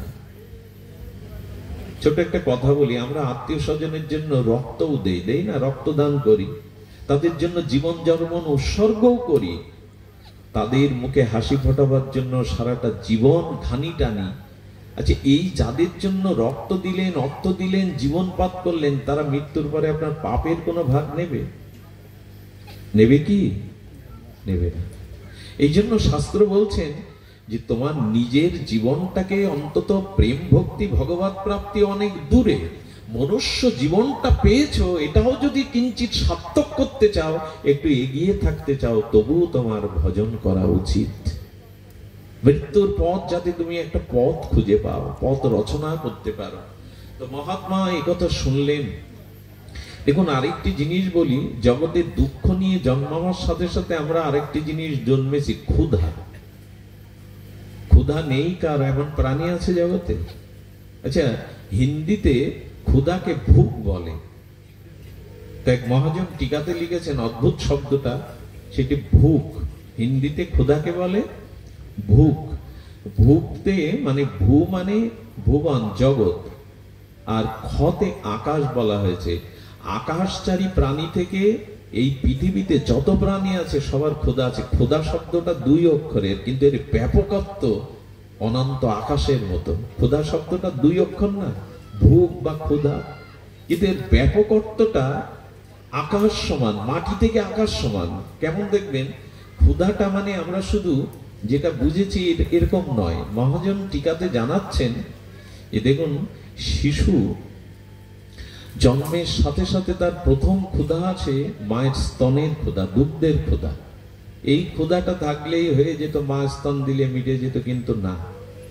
এই শিশু মায়ের স্তনের ক্ষুধার থেকে পরবর্তীতে তার জগতের খাদ্যের ক্ষুধা জেগে গেল। অন্ন জল দিতে হবে তো তাকে, ওই ক্ষুধা জেগে গেল। ওই ক্ষুধা জাগতে জাগতে যখন সে হাঁটতে শিখলো, কিছুটা অনুভূতি তার ভেতরে এলো, তখন তার জীবনে 5ম বয়সে বিদ্যার ক্ষুধা জেগে গেল। বিদ্যা অর্জনের ক্ষুধা। বিদ্যা অর্জন করতে হবে। ক্ষুধা মানে কি? ক্ষুধা মানে যেটা আমি চাই। বিদ্যা অর্জন করতে করতে আপনি 20, 25 বছর, 30 বছর লাগিয়ে দিলেন, বিদ্যার ক্ষুধা গেল। এবার তখন কাজের ক্ষুধা, চাকরি পেতে হবে, নালে ব্যবসা করতে হবে। কাজের ক্ষুধা আসে কিনা? কাজের ক্ষুধাটা আসে কেন? কাজের ক্ষুধাটা, কাজ না করলে খাবো কি, খাওয়াবো কি, খেতে তো হবে, খাওয়াতে তো হবে। তখন রুজি রোজগারের ক্ষুধা জেগে যায়। দেখুন ক্ষুধাটা কত ব্যাপক। শুধু যখন মার গর্ভ থেকে এলাম তখন তো শুধু দুধেরই ক্ষুধা ছিল, আর ক্ষুধা ছিল না। এই পৃথিবীর আলো বাতাসে বয়ক্রমে 5 বছর এলে তখন বিদ্যার ক্ষুধা জেগে গেল। বিদ্যার ক্ষুধাটা যেতে যেতে, বিদ্যার ক্ষুধা যখন মিলল কিছুটা, তখন চাকরির ক্ষুধা, নিজের পায়ে দাঁড়াবার স্বনির্ভরের ক্ষুধা, এরপরে অর্থ রোজগারের ক্ষুধা। অর্থ রোজগারও করতে করতে ক্ষুধা জাগলো স্ত্রীর ক্ষুধা, সংসার করতে হবে। স্ত্রীর প্রণয় ক্ষুধা জাগতে জাগতে পুত্রকন্যার ক্ষুধা জাগলো, পুত্রকন্যা মানুষ করার ক্ষুধা জাগলো, সংসারে সফলতার ক্ষুধা জাগলো, বাড়ি গাড়ির ক্ষুধা জাগলো, ভ্রমণের ক্ষুধা। কত ব্যাপক। আচ্ছা, একটা মানুষের দীর্ঘদিন যদি ক্ষুধা না কাজ করে, সে মানুষ সুস্থ না অসুস্থ? কথা বলুন, অসুস্থ কিনা? স্বাভাবিক ক্ষুধাটা তার লাগে না, এটা অসুস্থ কিনা? তখন কি করে মানুষ? ক্ষুধাটা নাই মানে সে অসুস্থ। এই জন্য তাকে ডাক্তারের শরণাপন্ন হতে হয় যে ক্ষুধা কেন লাগে না। চিন্তা করতে পারেন, জগতে বেঁচে রয়েছে, ক্ষুধা লাগে না, তাকে ডাক্তারের কাছে নিয়ে দেখাতে হয় ক্ষুধা না লাগার কারণ কি। আর কত জন্ম চলে গেছে, কিন্তু ভগবত ভজনের ক্ষুধা আমার মধ্যে নেই। এটা রোগ না? হরি কথা শুনতে ভালো লাগে না, নাম করতে ভালো লাগে না, সাধু সঙ্গ ভালো লাগে না, তো এটাও তো মহা রোগ। জাগতিক ক্ষুধা না থাকা যেমন রোগ, বিশেষ কোন রোগের লক্ষণ, তেমন ভগবত ভজন করার ক্ষুধা না থাকাটাও বিশেষ রোগের লক্ষণ। ক্ষুধা জাগে। আমি এখানে 8:30 পৌঁছে দেখেছি, এখানে 3 জন লোক বসে। এখানে ভাগবত আসনও নাই, একটা আসনেও আমি বসিনি। এখানে মালা চন্দন নাই, 3 জন লোক বসে আছে। আমি জানি না কেন। তারপরে নিজেকেই বন্দনা করতে হলো। ক্ষুধা সকলের থাকে না। কালীগঞ্জের ওপার থেকে আমার কয়েকটা মায়েরা চলে এসছে, কিভাবে ফিরে যাবে জানে না। এই দেখুন হরি ক্ষুধার কি বিশেষত্ব। টাঙ্গাইল থেকে আমার এক দাদা চলে এসছেন, জানে না এই পথে তারা কি করে চলে যাবে। ক্ষুধাটা না জাগা, কথাটা এই কারণে বলছি, ক্ষুধাটা না জাগাটাও রোগ। ক্ষুধা জাগে না, হরিকথার ক্ষুধা সকলের জাগে না। এই জন্য যখনই দেখবেন ভজনে রতি আসছে না, ভজনে অনুরাগ আসছে না, ক্ষুধা আসছে না, ক্ষুধাকে আমি বললাম পৃথিবী থেকে আকাশ পরিমাণ ক্ষুধা। মৃত্যুর সময় আর এই আশা মরল না, তখন কত ক্ষুধা নিয়ে মারা যায়। ওই ক্ষুধা পূরণের জন্য আবার আসতে হয়। ক্ষুধা ব্যাপক। তো জীবনে কখনো আপনার তৃষ্ণা, ক্ষুধা এগুলি যাবে না যতদিন প্রেম ভক্তি না পাবেন। ভগবত ভজনে প্রেম ভক্তি না পাবেন ততদিন এই ক্ষুধার নিবৃত্তি কোনোদিনই হতে পারে না। চাওয়া চাওয়া আর চাওয়া, চাইতে হয় কি, যা চাই ভগবান গীতাতে কি অপূর্ব দিব্যই বাণী দিয়েছেন। জংলব্ধা চপরং লাভং মন্নাতি নাদিকাং তত যস্মিন স্থিত ন দুঃখেন গুরুণাল্লোপি বিলাসচতে।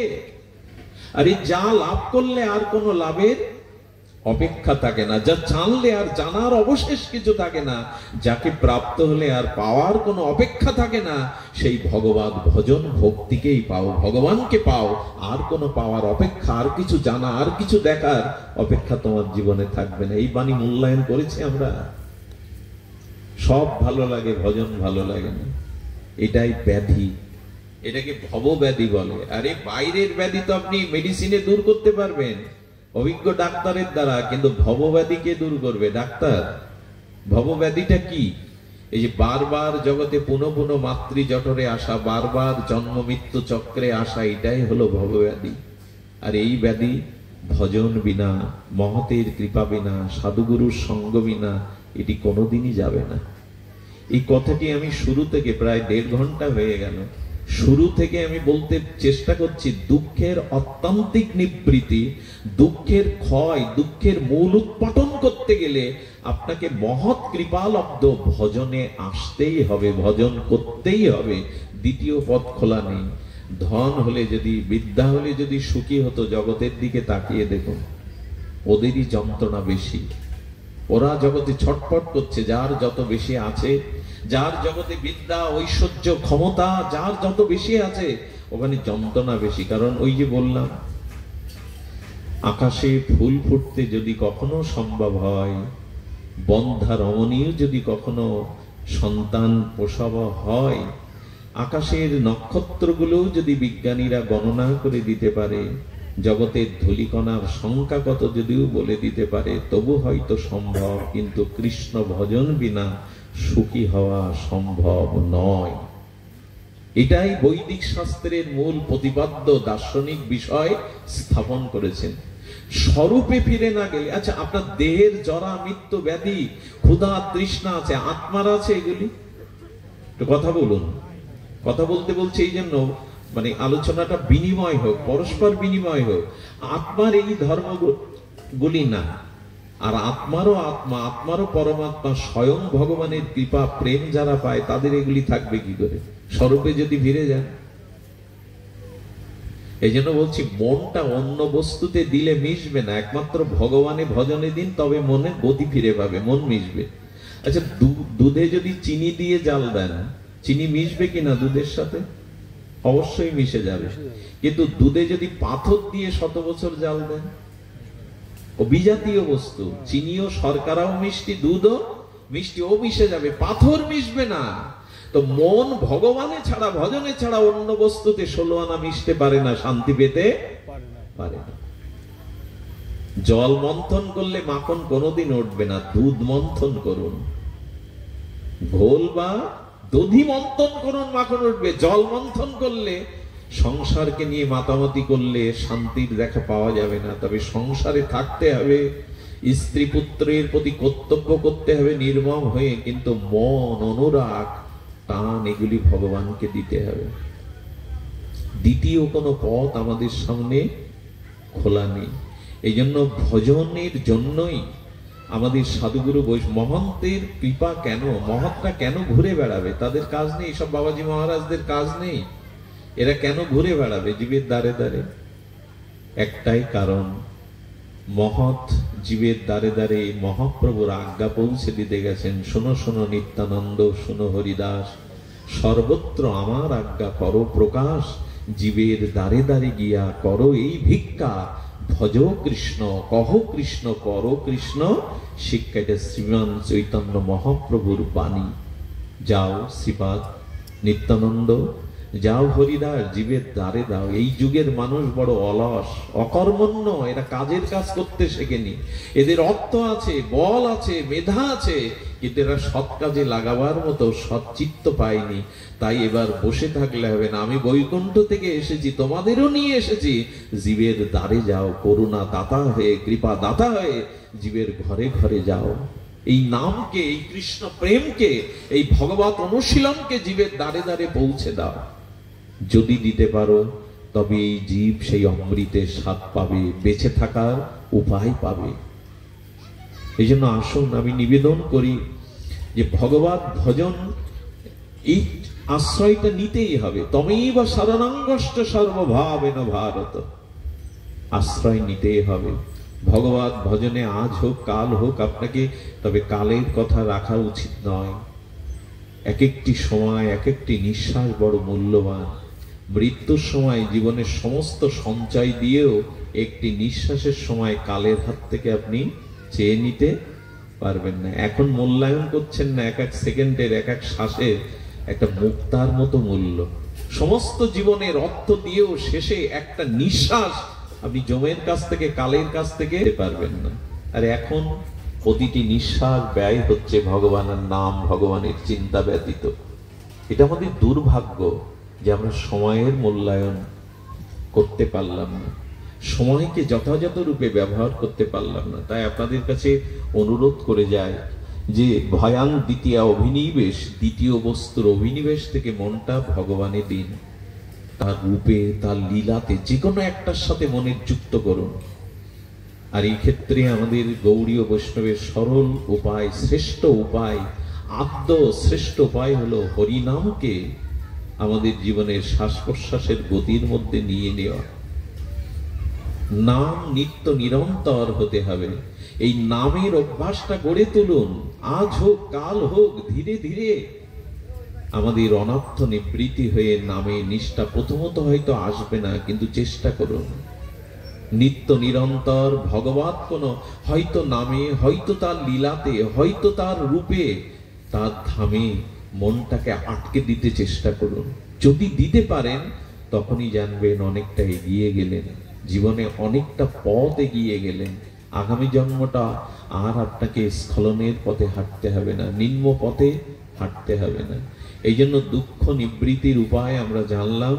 এবার মূল কথা হলো আমাদের ভজনে আবেশ আসবে মহৎ অনুগ্রহে। হরিকথা শ্রবণ করতে করতে, হরিকথা শ্রবণ করতে করতে চিত্ত শুদ্ধি হবে। শৃণ্বন্তু সকথা কৃষ্ণ পূর্ণ শ্রবণ কীর্তন, হৃদয়স্থ অভদ্রাণি বিধুনতি শরীর শতাম। ভাগবতজি বলছেন সকথা কৃষ্ণ, ভগবানের নাম রূপ লীলা অসমধ্য মাধুর্য কথা কান দিয়ে ভেতরে ঢোকাও। ঢোকালে এই কৃষ্ণ কথাই কৃষ্ণ হয়ে, রস ব্রহ্ম হয়ে, শব্দ ব্রহ্ম হয়ে তোমার ভেতরে গিয়ে তোমার হৃদয়টা পরিষ্কার করে দেবে। এই ধোঁয়াটা দিও না, সরিয়ে নাও। ধোঁয়াটা কে আছে ওখান থেকে সরিয়ে নাও। বৃদ্ধ শুনতে পাচ্ছেন না মনে। তো এই জন্য আমাদের উচিত হবে ভগবানের কথাকে শ্রবণ করা। সিন্নান্ত সকদা কৃষ্ণ পূর্ণ শ্রবণ কীর্তনে মদ গুণ শ্রুতি মাত্রেন মহি সর্ব গুহাশয়ে মনগতি অবিচ্ছিন্ন যথা গঙ্গাব সোহম্ভূত। কোথায় সাগর আর কোথায় নদী, কত প্রতিকূলতাকে পেরিয়ে, কত বাধা পেরিয়ে নদীর তরঙ্গ ঢেউ দেখবেন সমুদ্রে গিয়ে মিশে। সমুদ্রে না মিশলে নদীর শান্তি নেই। ঠিক তেমনি আমার গুণগাথা শ্রবণ করতে করতে তোমার মনের গতি আমার দিকে যাবেই যাবে। মনোর গতি অবিচ্ছিন্ন যথা গঙ্গাব সোহম্ভূত। নদীর জল যেমন স্রোত তরঙ্গায়িত হয়ে সমস্ত প্রতিকূলতাকে পেরিয়ে সমুদ্রের বুকে মিশে যায়, তেমনি আমার গুণগাথা সাধুমুখে তোমার হৃদয়ে প্রবেশ করলে তোমার মনের গতি আমার চরণে ছুটবেই ছুটবে। ভাগবতজি বলছেন এই কথা। মদ গুণ শ্রুতি মাত্রেন, আমার গুণগাথা কর্ণ দিয়ে ভেতরে প্রবেশ করা। কিন্তু শ্রদ্ধা কজনের? হরিকথা শোনার শ্রদ্ধা কজনের? হরিকথার শোনার লালসা কজনের? ভগবত ভজনে কৃপা হয়েছে বুঝতে হবে হরিকথা। আচ্ছা, মহাপ্রভু প্রতিদিন গদাধর পণ্ডিত গোস্বামীর কাছে আর টোটাতে ভাগবত শুনতে এসেন, চোখের জলে অক্ষরগুলো ভাসিয়ে দিত। তখন তো প্রেসের তৈরি হয়নি, প্রেস সৃষ্টি হয়নি। হস্তলিখিত ভাগবতের অক্ষরগুলো মহাপ্রভুর চোখের জলে ভেসে গেছে। প্রভু ধ্রুব চরিত্র শুনে কাঁদছেন। আমরা ধ্রুবের এত নিষ্ঠা ভজনে, প্রহ্লাদের এত দৃঢ়তা ভজনে, কই আমার তো হলো না। মহাপ্রভু কাঁদছেন, ধ্রুব চরিত্র প্রতিদিন শুনতেন তিনি। স্বয়ং ভগবান তার ভাগবত শ্রবণের অভিপ্রায় দেখুন। কোথায়? রায় রামানন্দ গোদাবরী তীরে মহাপ্রভু এসেছেন। রাধা কৃষ্ণ মিলিত পরতত্ত্ব, প্রেম পরতত্ত্ব সীমা তিনি এসেছেন গোদাবরী তীরে। অনুভবী রায় রামানন্দের রায়, বড় আশা করে এসেছি তোমার কাছে কৃষ্ণ কথা শুনবো বলে। স্বয়ং ভগবান রাধা মাধব আজ হরিকথা শোনার জন্য কোথায় চলে আসছেন? রায় রামানন্দের কাছে। অথচ আমাদের হরিকথাতে রুচি হলো না, ভগবত কথা আমাদের মন অভিনিবেশ এলো না। ওই যে ক্ষুধা দীর্ঘদিন না লাগা যেমন শরীরের ব্যাধি, হরিকথা শ্রবণের ক্ষুধা না জাগাও আমাদের ব্যাধি। এই ব্যাধি দূর করে হরিকথা শুনুন। শাস্ত্র এও বলেছেন, ভাগবতজি এও বলেছেন, দেখো আমার গুণকথা শ্রবণ করলেই চিত্ত নির্মল হবে, শুদ্ধ হবে। সে কথা বলেছেন সলিলস্য যথা শরত, বর্ষার পঙ্কিল জল যেমন শরৎ ঋতুর আগমনে পরিচ্ছন্ন হয়ে যায়, খাল বিলের জল দেখবেন শরৎ যেই এলো এই নির্মল হয়ে গেছে, তেমনি আমাদের জীবনেও এই যত কিছু আবিলতা কুসংস্কার, এটা কৃষ্ণ কথা ভেতরে গেলে প্রবিষ্ট কর্ণ রন্দেন সানাং সারো ভাবোত্তমম। আমার ভাবময় রসময় কৃষ্ণ কথা লীলা কথা তোমার কারণে গেল প্রবিষ্ট কর্ণ রন্দেন সানাং।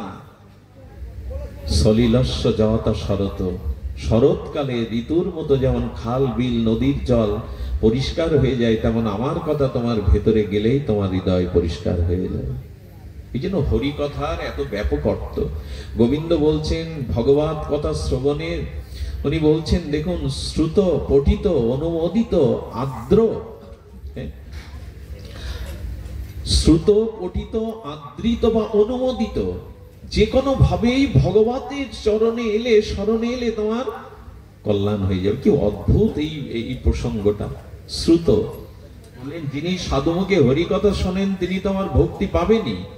যিনি পাঠ করেন তিনি যদি নির্মল চিত্রে অর্থকড়ির লোভে নয়, পদ প্রতিষ্ঠার লোভে নয়, যদি নিঃস্বার্থভাবে হরিকথা বিতরণ করতে পারেন, সেই পাঠের দ্বারা শ্রবণের দ্বারা শুধু নয়, যারা শ্রবণ পাঠ করলো তারা তো আমার প্রেম পেল।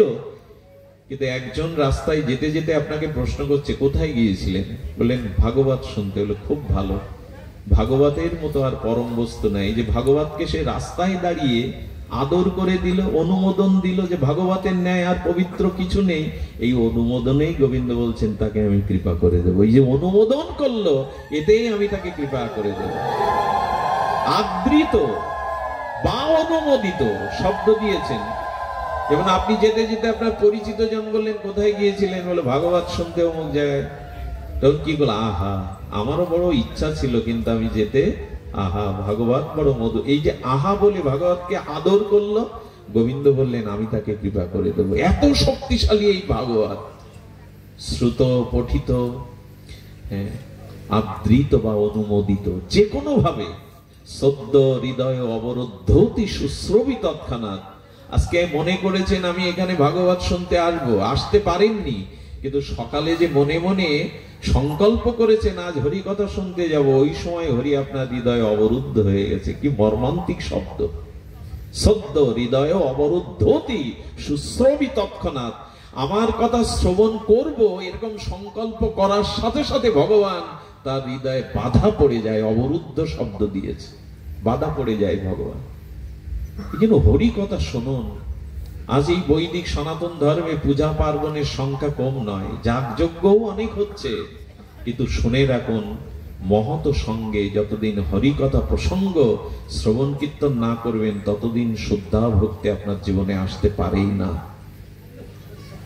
এটাই আদ্য, এটাই সৃষ্টি। এই জন্য শ্রবণাঙ্গ ভক্তির প্রতি এত জোর দিয়েছেন মহাপ্রভু। হরিকথা ভগবান গীতাতে বলেছেন, মদ চিত্ত মদ গতা প্রাণা বোধয়ন্ত পরস্পরম কথায় অন্তশ্চ মাং নিত্যং তুষ্যন্তি চ রমন্তি চ। কি অপূর্ব অমীয় চিন্ময় এই শ্লোক। মনটা আমায় দাও, আমাগত প্রাণ হও, আর পরস্পরে শ্রদ্ধালু মিলিত হয়ে আমার গুণগতা নিত্য কথায় অন্তশ্চ মাং নিত্যং। এক বছরে একদিন না, ছমাস অন্তর একদিন না, নিত্য আমার কথা পরস্পরে শ্রদ্ধালু মিলিত হয়ে পরস্পর কীর্তন করো, আলোচনা করো। তাতে কি হবে? তুষ্যন্তি চ, যদি পরস্পরে শ্রদ্ধালু হয়ে আমার কথা শ্রবণ করতে পারো, তখনই আমি বলছি তোমার হৃদয়ে শান্তি স্থাপন হবে। তুষন্তি চ, গোবিন্দ বললেন শান্তি এর আগে তোমার হৃদয়ে আসবে না। আর রমন্তি চ, আর শোনো, জীবাত্মা পরমাত্মাতে মিলন হবে, ভক্ত ভগবানের মিলন হবে যদি হরি কথা পরস্পরে শ্রবণ করো। দেখবেন আপনারা যতক্ষণ বসে হরি কথা শুনবেন, আপনাদের মস্তিষ্কে কোনো অসৎ চিন্তা, অসৎ ভাবনা, বিকার আসবে না। হরি কথার মহামহিমা এই জন্য যে ভগবত কথা শ্রবণ করো, শ্রবণাঙ্গ ভক্তির দ্বারা। শ্রবণে লালসা শুধু আমাদের, বৃন্দাবনে অন্ধ সুরদাস ছিলেন। অন্ধ হলে কি হবে? হৃদয়ে তার প্রেম জ্যোতিতে ভরা। তিনি প্রিয়া প্রীতমকে ভজন শোনাতেন। রাধারানী প্রতিদিন দেখতেন শ্যামসুন্দর দুপুরে প্রসাদ পাওয়ার পরে মন্দির থেকে বেরিয়ে যান। তো রাধারানী একদিন শ্যামসুন্দর মদন মোহনকে বলছেন, প্রীতমকে বলছেন, প্রতিদিন কোথায় যাও হে প্রাণারাম, হে সুন্দর, হে মনোহর? বলেন সুরদাসের কুটিরে ভজন শুনতে যায়। এই দেখুন, স্বয়ং ব্রজেন্দ্র নন্দন মদন মোহন শ্রী গোবিন্দ বলছেন, রাধে আমি সুরদাসের কণ্ঠে ভজন শুনতে যাই। তার সে বলে, অন্ধ তো আমি কুটিরের সামনে গিয়ে বসে তার ভজন শুনি। ভগবানের লালসা দেখুন, ভক্তের মুখে ভগবানের দিব্য নাম। জানেন, আমি গতকালই বলছিলাম, যেখানে যেখানে হরি কথা হয় ওখানে হনুমানজি আসে, আজও আসে। যদি শুদ্ধ ভক্ত কর্তৃক শুদ্ধাচারে কোথাও হরি কথা হয়, কারণ এই হরি কথা শুনবে বলে হনুমান রঘুপতি রামচন্দ্রের সাথে বিমানে উঠে বৈকুণ্ঠেও যায়নি। রঘুপতি রাম বলেছিলেন হনুমতে, আমি অযোধ্যাবাসীকে নিয়ে পুষ্পরথে নিত্যলোকে চললাম, তুমি আমার প্রাণাধিক প্রিয়, পুত্র সম প্রিয়, তুমি চলো। হনুমান তখন বলছেন, প্রভু বৈকুণ্ঠে তোমার সাধু সঙ্গ হরিকথা আছে তো, তোমার কথা কীর্তন আছে তো? বলে, ওইখানে তো আমি স্বয়ং, ওখানে কোনো কীর্তনের প্রয়োজন কি? আমি স্বয়ং বৈকুণ্ঠে, আমার চরণ আছে, তোমার মা জানকী আছে, ওখানে তো হরিকথা নাই। হনুমান অবনত মস্তকে বলছেন, এই দাস স্বপ্নেও আপনার আজ্ঞা কখনো লঙ্ঘন করেনি, কিন্তু আজ আমি আপনার আজ্ঞা লঙ্ঘন করব। বৈকুণ্ঠে তুমি আছো, কিন্তু তোমার হরি কথা ভক্ত সঙ্গে নাই, তাহলে আমি বৈকুণ্ঠে যাবই না প্রভু। হনুমান বলছে, আমি যাবও না। বলে, আমি আছি তো, তোমার হরি কথা এত প্রিয় লাগলো, আমি আছি, আমার চরণ আছে।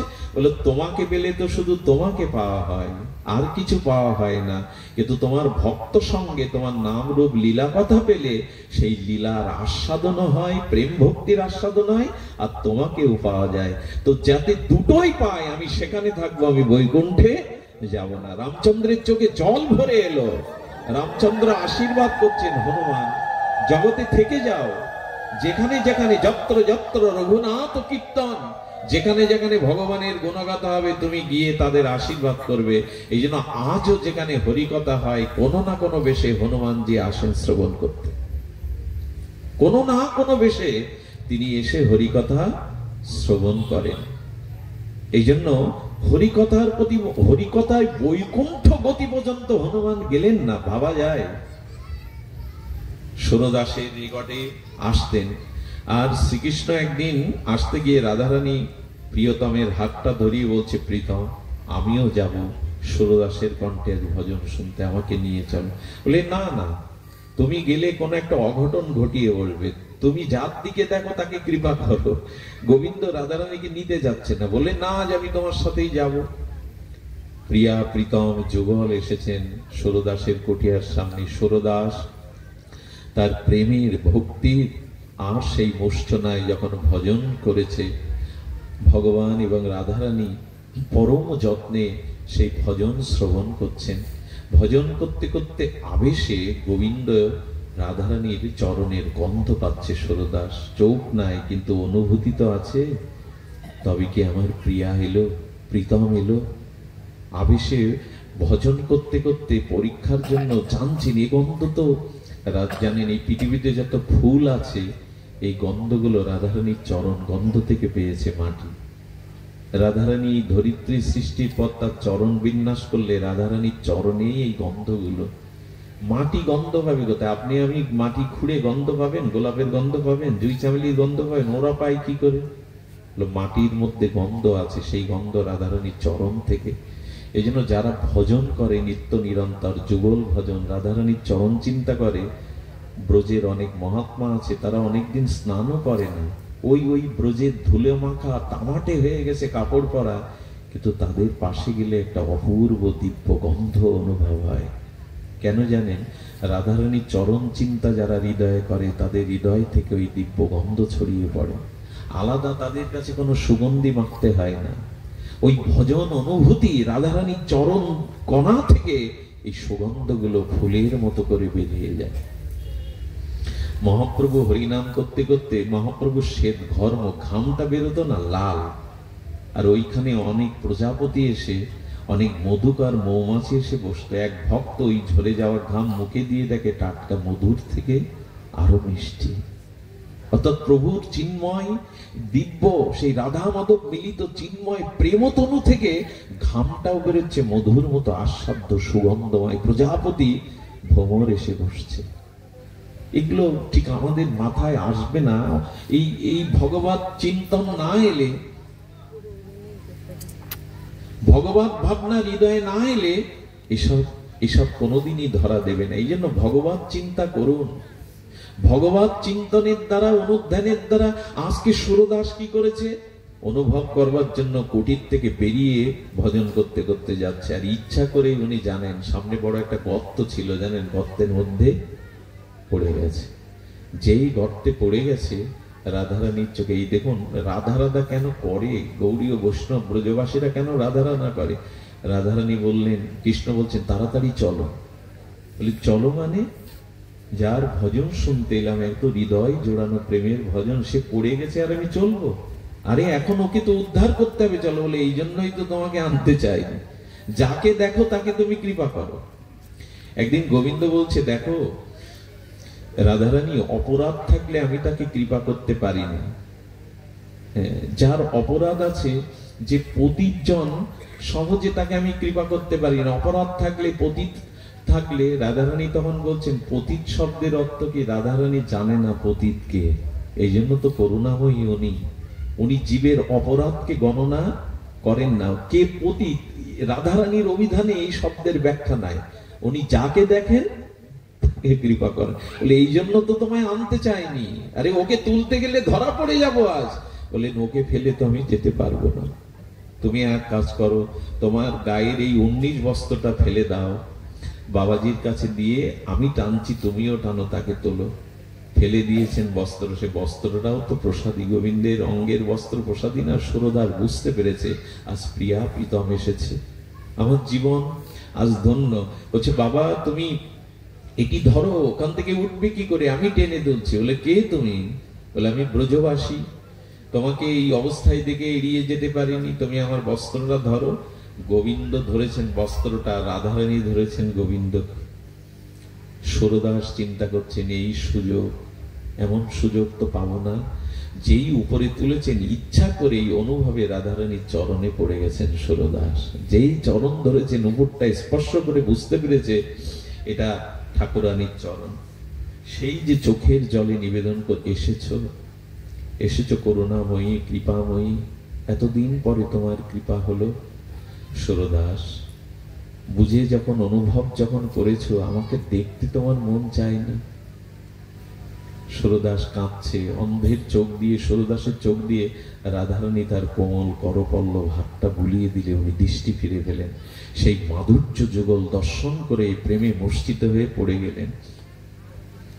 যখন চেতনা ফিরল, রাধারানী মস্তকে হাত দিয়ে যখন চেতনা ফিরালো, তখন বলছে বর চাও। ভগবত দর্শন সাধারণ না, কিছু চাও। বলে যদি দিতে চান করুণাময়ী, এই দিন আমাকে আবার অন্ধ করে দিন। বলল দৃষ্টি ফিরে পেলে, প্রীতম প্রিয়াকে দেখলে, আবার কেন অন্ধ হতে চাইছো? কেন বললো জানেন?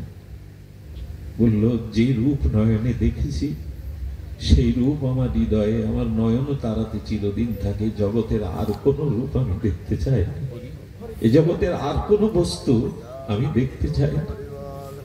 তোমার এই যুগল মাধুর্য যেন আমার চিত্তে সর্বদাই ধ্যানে থাকে।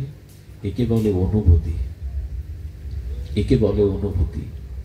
এই জন্য ভজন করতে করতে করতে করতে যবে এই প্রেম ভক্তির উদয় হবে, তখনই আপনার জীবনে এই নিত্য সেই পরশ, নিত্য সেই আনন্দ, পরমানন্দ। আর এই আনন্দের কাছে জগতের কোনো দুঃখ স্পর্শ করতে পারে না, জরা ব্যাধি মৃত্যু এখানে পৌঁছাতে পারে না। এই স্বরূপ স্মৃতি, স্বরূপ আনন্দে আরে আত্মারই তো মৃত্যু নেই, জরা নেই, ব্যাধি নেই, শোকতাপ নেই, তা আত্মারও আত্মা, পরমাত্মা, সচ্চিদানন্দ ভগবানের মধ্যে এগুলি কোথায়?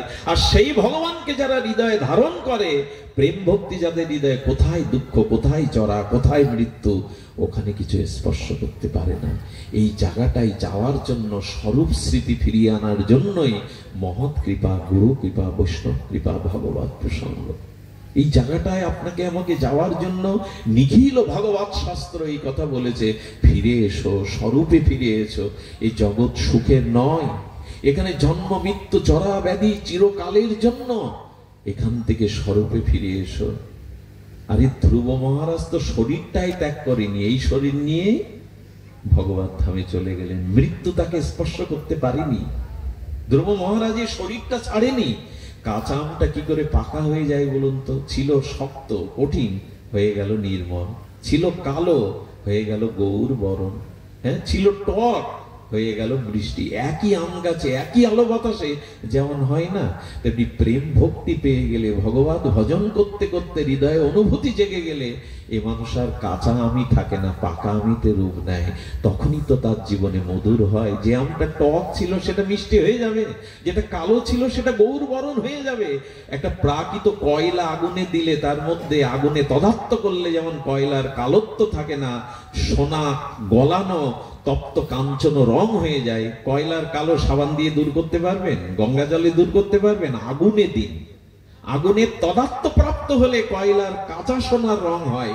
তেমনি আমাদের হৃদয়ও ভগবত অনুভূতি ভজন করতে করতে শুদ্ধ পবিত্র হয়ে যাবে, শুদ্ধ হয়ে যাবে। এই জন্য নিবেদন করছি, ভজনে আসুন। ভগবত ভজনই আমাদের একমাত্র উপায়। সেই উপায় হলো ওই যে কয়লাটা আগুনে দিয়ে দিতে হবে। মনটা যখনই আপনার ভজনে একাগ্র হবে, তখনই আপনার চিত্ত থেকে এই প্রেম ভক্তির জ্যোতি প্রকাশ হবে। প্রেম ভক্তির জ্যোতি আপনাদের ভিতরে এমনি করে প্রকাশমান হবে। এই জন্য শুধু ভক্তগণ, আমাদের ভাগবত শাস্ত্রের এটাই প্রতিপাদ্য বিষয়। ভাগবতের অন্তিম শ্লোক উচ্চারণ করে পাঠ বিশ্রাম করি। আমি আসলে আজকের পাঠের সূচিটা আমি বুঝতে পারিনি। আমি পাঠে এসেছি 8:15, কিন্তু কখন যে এখানে পাঠ সেটা নির্ধারণ আমি জানি না। আমাকে বলা হলো অনেক লোক এসে ফিরে গেছে, এসে দেখি লোক নেই, ভক্ত নেই। এটা একটা নির্ধারিত সময় থাকলে সুবিধা হয়। দুর্গন্ধ বা সুগন্ধ, বায়ু গন্ধ বিনা, আর গন্ধ কুসুম বিনা। ফুল ছাড়া কখনো গন্ধ আসে না, আর কুসুম গন্ধ বিনা। গন্ধ না থাকলে সে কুসুমের মূল্য নাই। আর গন্ধ ভ্রমর বিনা, যে ফুলে মধু নাই, মধুগন্ধ নাই, সেখানে ভ্রমর বসে না। আর ভ্রমর রাগ বিনা, ভ্রমর তাকেই বলে যার গুনগুন রাগ রাগিনী আছে। তো ভ্রমর রাগ বিনা, রাগ ভাব বিনা। রাগ রাগিনী গাইছেন, কিন্তু ভাব না থাকলে ওটা ভালো লাগবে না, চেঁচামেচি লাগবে। তাই রাগ ভাব বিনা, আর ভাব প্রেম বিনা, প্রেম হরি বিনা, আর মনুষ্য জন্ম বিফল হরির নাম হরি কথা বিনা। বায়ু গন্ধ বিনা, গন্ধ কুসুম বিনা, কুসুম গন্ধ ভ্রমর বিনা, ভ্রমর রাগ বিনা, রাগ ভাব বিনা, ভাব প্রেম বিনা, প্রেম হরি বিনা, আর মনুষ্য জন্ম সর্বত বিফল অসফল হরি কথা হরির নাম বিনা। তাই নিবেদন করব, জীবনের পরমায়ু আমাদের সবার সংকীর্ণ হয়ে আসছে। এইটা নলিনী জল জল জীবন টলমল, এ পথ শুধু গাইলে হবে না, অনুভব করতে হবে। পদ্মপত্রের উপরে বিন্দুমাত্র জল যেমন বায়ু তরঙ্গে গড়িয়ে পড়ে যায়, আমাদের আয়ুটা। মাঝে আমি পড়ছিলাম একটা পেপারে, আরে হাতে মোবাইল নেওয়া অভ্যাস এখন মানুষ চলতে চলতে, মুখে সভাপতিদের সিগারেটও আছে। কলার খোসা ফেলেছে কে রাস্তায়, তাতে পড়লো, লাঞ্চে আঘাত লাগলো, সিগারেট মুখে, হাতে মোবাইল, ওখানে মানে ওনার লক্ষ্য ছিল নিশ্চয় কোথাও যাওয়া, তাই না? মৃত্যু কখন আসবে যেহেতু জানা নাই, এই জন্য প্রস্তুতিটা নিয়ে রাখুন।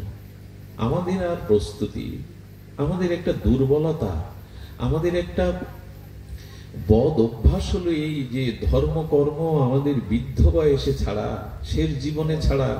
আমাদের উপদেশ, আমাদের নির্দেশ এভাবেই পূর্বপুরুষ থেকে জেনেছি, ধর্ম অষ্টম সাবজেক্ট, ধর্ম শেষ জীবনের সাবজেক্ট, কিন্তু না, কৌমারাং আচারিত প্রাজ্ঞ ভাগবত ধর্মান। প্রহ্লাদ মহারাজ বলছেন কিশোর বয়সেই ধর্ম করা প্রশস্ত সময়, এরপরে আর ধর্ম তোমার দ্বারা হবে না। 80% মানুষের সুস্বভাব মায়ের গর্ভ থেকে পায়। গর্ভ তো সন্তানকে যে জাতীয় সংস্কার পিতামাতা দেয়, পরিবেশ দেয়, 80% সংস্কার গর্ভ থেকেই সৃষ্টি হয়। 20% জগতে এসে হয় বিদ্যা, পরিবেশ, সাধু সঙ্গের দ্বারা। এই জন্য প্রস্তুতিটা অনেক আগে নেওয়া চাই, তপস্যার দ্বারা সন্তান আনা চাই, আর সেই সন্তানকে ভাগবত পরিবেশ দিয়ে তাকে গড়ে তোলা যায়। আমাদের আধ্যাত্মিক বিদ্যা, আধ্যাত্মিক সংস্কৃতি, এগুলো আজ আমাদের কাছ থেকে অনেক দূরে সরে যাচ্ছে। বিশেষ করে এখানে হরিনাম হবে, এটা সকলের আনন্দের বিষয়, কিন্তু ঘরে ঘরে হরিনাম কবে হবে বলতে পারেন? মহাপ্রভু তো আসরে বা স্টেজে হরিনাম শুধু চাননি, মহাপ্রভু ঘরেই শুরু করেছিলেন, শিবাস অঙ্গনে। আমাদের অঙ্গনে হরিনাম হয় কই?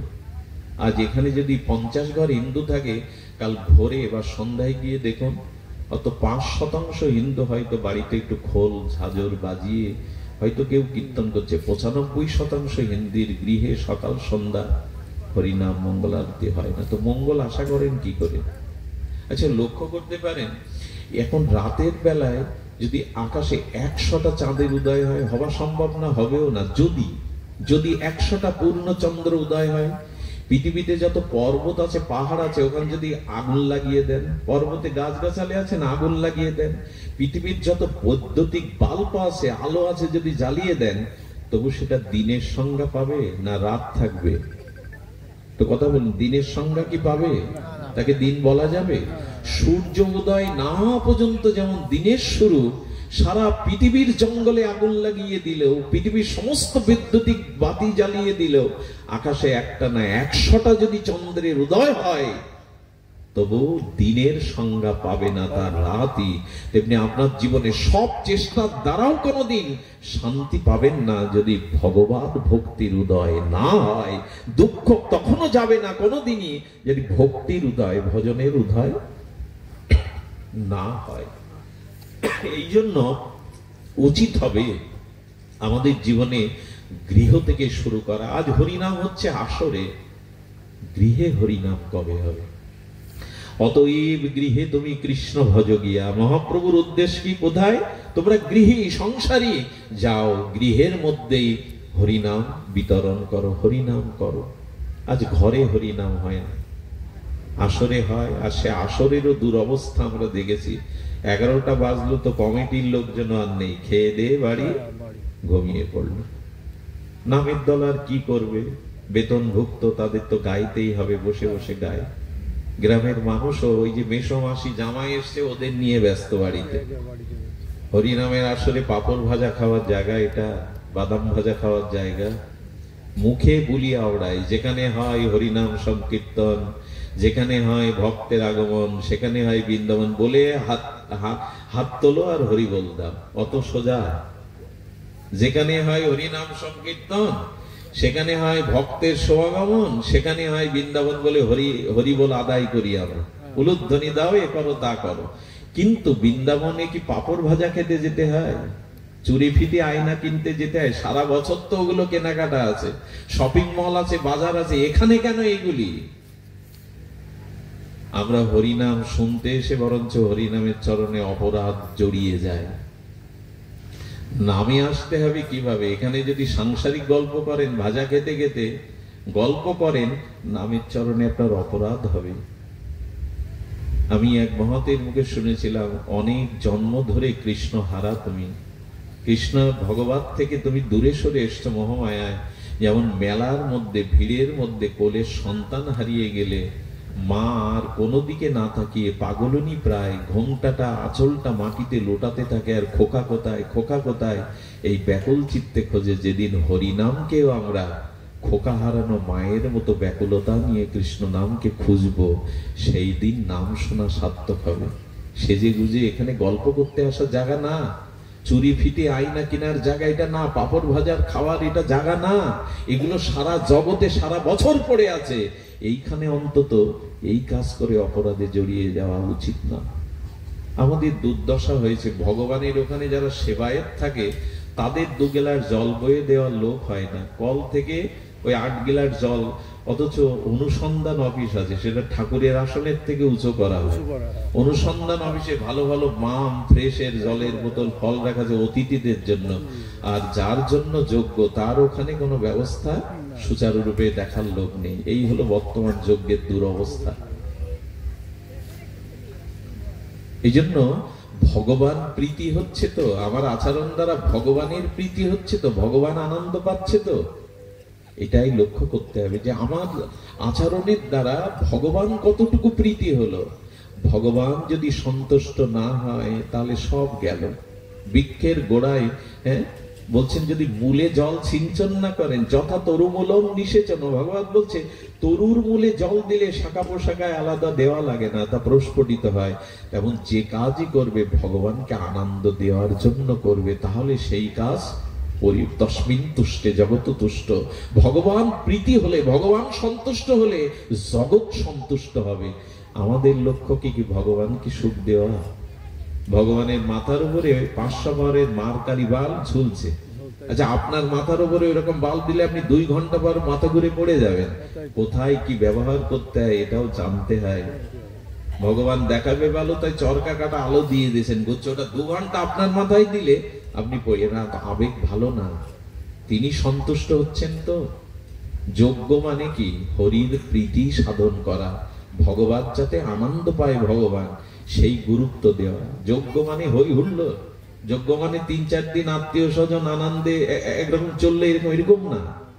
ভগবানের প্রীতির উদ্দেশ্যেই যেটা, তাকেই বলে যজ্ঞ। আর ভগবান প্রীত হলে আমাদের আর আলাদা করে কল্যাণের ব্যবস্থা, ওই যে যথা তরুমূলম নিষেচন। আপনি 2-4 দিন খাননি, চোখে দেখতে পাচ্ছেন না, পায়ে তুলে চলতে পাচ্ছেন না, হাত নাড়াতে পাচ্ছেন, ইন্দ্রগুলো অবাস হয়ে গেছে। এখন যদি অন্যের থালা ব্যঞ্জন আনে, তাকে চোখে দেবেন চোখের বল পাওয়ার জন্য, কানে দেবেন ভালো করে শোনার জন্য, হাতে দেবেন যাতে হাতে বল আসে। কোথায় দিতে হবে? দিতে হবে পাকস্থলিতে। ওই জায়গায় দিলে ইন্দ্রগুলো আবার, চোখে দিলে তো চোখ টানা হয়ে যাবে, রসায় দিলে। এই জন্য ওকে মূল জায়গায় দাও, ওকে মুখ দিয়ে পাকস্থলিতে দাও, তাহলে ইন্দ্রগুলো সবল হবে।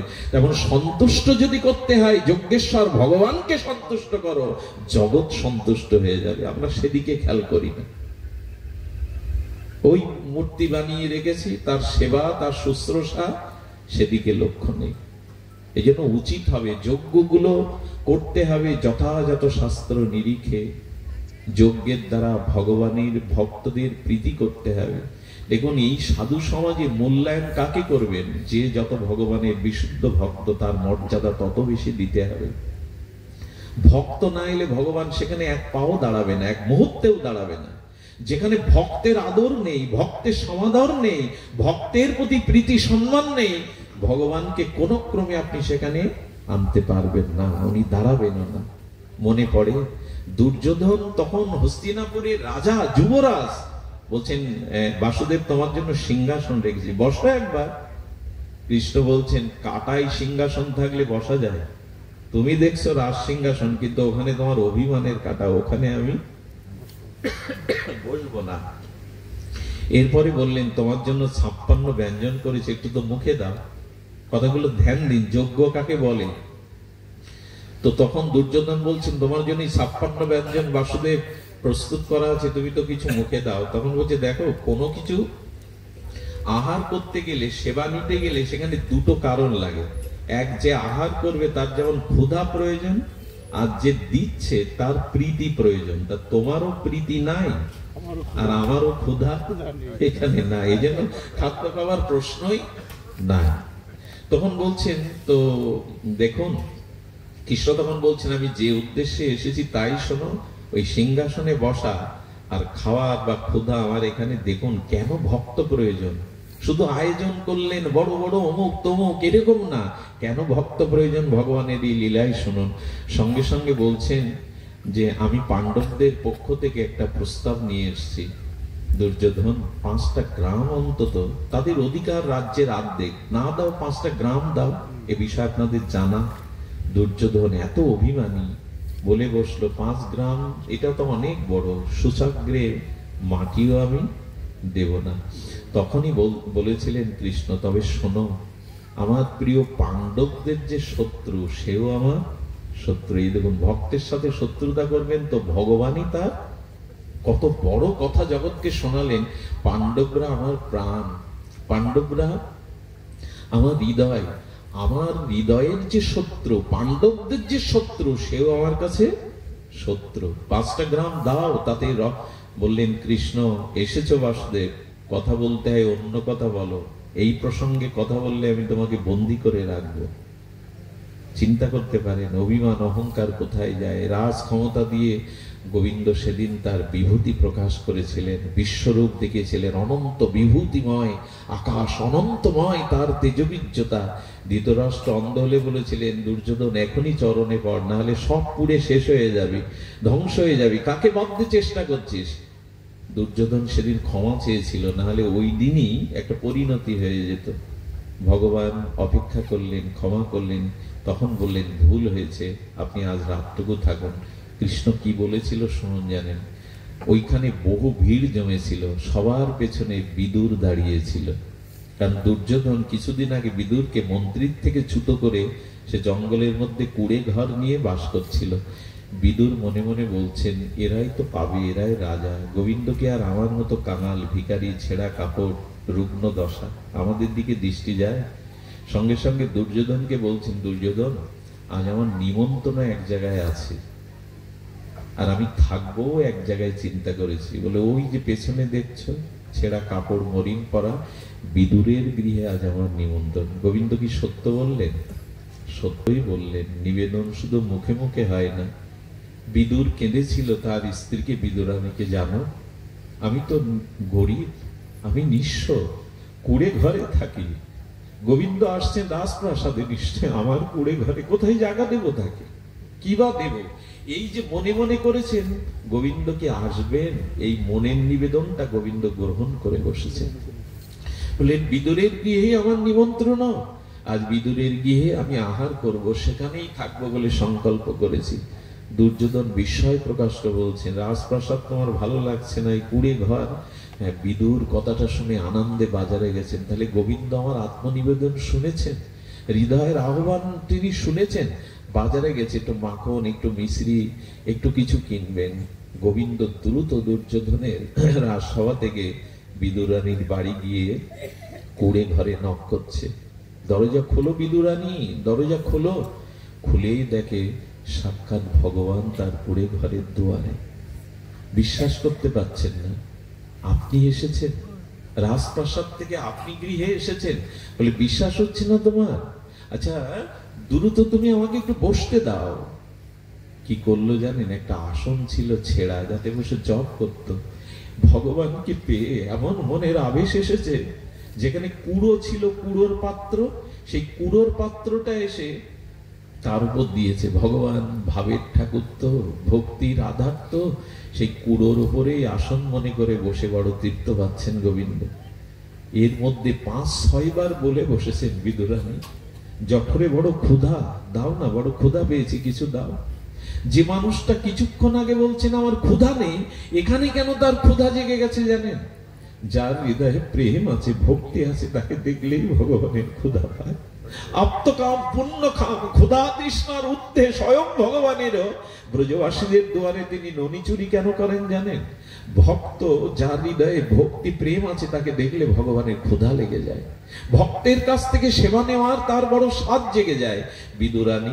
বিদুরানী ঘরে দেখছে কিছু থাকিস, ভগবানকে ডাকছে আর উঁচু করে দেখে কোনো তাণ্ডুল, কোনো চাল, কোনো বস্তু ঘরে নাই। বারবার ব্যথায়, তিনি কখন আসবে জানি না, অর্থাৎ বিদুরের কথা বলছেন, তিনি কখন আসবে জানি না, ভগবান যে এত দ্রুত আসবে বিদুরেরও জানা ছিল না। ভগবান কয়েকবার বলেছে খেতে দাও, বিদুরানী কি করেছে জানে, লজ্জায়, ঘরে তো কিছু নাই, এক মুষ্টিও নাই, কদলি বনে গেছেন, অর্থাৎ কলার বনে গিয়ে দেখে ভগবত ইচ্ছা একটা খাদিতে দুছাড়া কলা পেকে আছে। ভগবান চাইছেন আর কিছু না থেকে পারে, সেই কলা এনে ভগবানকে ভক্তির আবেশে দিতে গিয়ে কলা ফেলে দিয়ে খোসাটাই খাওয়াচ্ছে ভগবান। ভগবান সেই কলার সলা খোসাটাই খাচ্ছে। ভগবানের চোখে জল ভরে গেছে, কারণ উপাচার ভগবান গ্রহণ করেন না, তিনি দ্রব্যের কাঙাল নন, তিনি প্রেম এবং ভাবটাকে গ্রহণ করেন। যজ্ঞের উদ্দেশ্য এটাই, ভগবত প্রীতি। সেই কলা খেতে খেতে বিদুর এসে উপস্থিত, মাখন এনেছে, মিশ্রি এনেছে, উপাদেয় কিছু ফল এনেছে, এসে দেখে কুড়োর উপরে বসা আর কলা ফেলে দিয়ে খোসা খাচ্ছে। বিদুর চরণে পড়ে গেছে, স্ত্রীকে বলছে কি করছো তুমি? তোমার কুড়ে ঘরে যাকে পেয়েছো তার মহিমা তুমি জানো, তুমি তাকে কলার খোসা খাওয়াচ্ছ। বলে আমার সার ছিল না, আমি জানি না, আমার সার ছিল না। তাড়াতাড়ি সেই মাখন মিশ্রি যখন গোবিন্দের গালে দিয়েছে, গোবিন্দ নিয়ে বলছে, বিদুর, এটা আমার কাছে আস্বাদ্য বটে, কিন্তু এর থেকে বেশি আস্বাদন আমি কলার খোলার মধ্যে পাচ্ছিলাম। বিদুর, আমাকে পেয়ে বিদুরানীর আবেশ এত, সেই আবেশে আমি পরম আস্বাদন পাচ্ছিলাম, পরম আস্বাদন আমি গ্রহণ করেছি। আমার বলবার উদ্দেশ্য হলো, দুর্যোধনের রাজ আয়োজনেও ভগবান প্রসন্ন না। ভগবানকে প্রীতি দিয়ে, ভালোবাসা দিয়ে, অনুরাগ দিয়ে প্রীতি করাটার নামই যজ্ঞ। ভগবান যাতে প্রীত হয়, আনন্দ হয়, এই দৃষ্টিকোণ থেকে যজ্ঞ করুন। হই হুল্লোড়, লাইট প্যান্ডেল এগুলো বাহ্যিক বিষয়, মূল বিষয়টা যাতে ভগবানের সেবা, ভক্তের প্রীতি এটা বর্ধিত হয়, তবেই এই যজ্ঞ স্বয়ং সম্পূর্ণ হবে। আর নয়, আমি প্রায় 2.5 ঘন্টা অতিবাহিত করেছি, যেতে তো 5 ঘন্টাই সময় লাগে। আর এই পথের যে দুরহতা, আমি কৃতজ্ঞতা জানাই আমাদের সাতক্ষীরা জেলা প্রশাসন, এই গ্রামেরই একটি সুসন্তান চাকরির সূত্রে আছেন, রিপন বিশ্বাস মহাশয়। উনি সম্ভবত আমাকে কিভাবে জানেন জানি না, উনি আমাকে জানিয়েছিলেন যে প্রভু আপনি কৃপা করে একটু যদি আমাদের গ্রামে উপস্থিত হতেন, একটু হরিকথা শোনানোর মানুষ ছিল। তো যেহেতু একটা মানুষ সম্মানী ব্যক্তি, একটা পদে আছে, ওনার কথা রক্ষার্থেই মূলত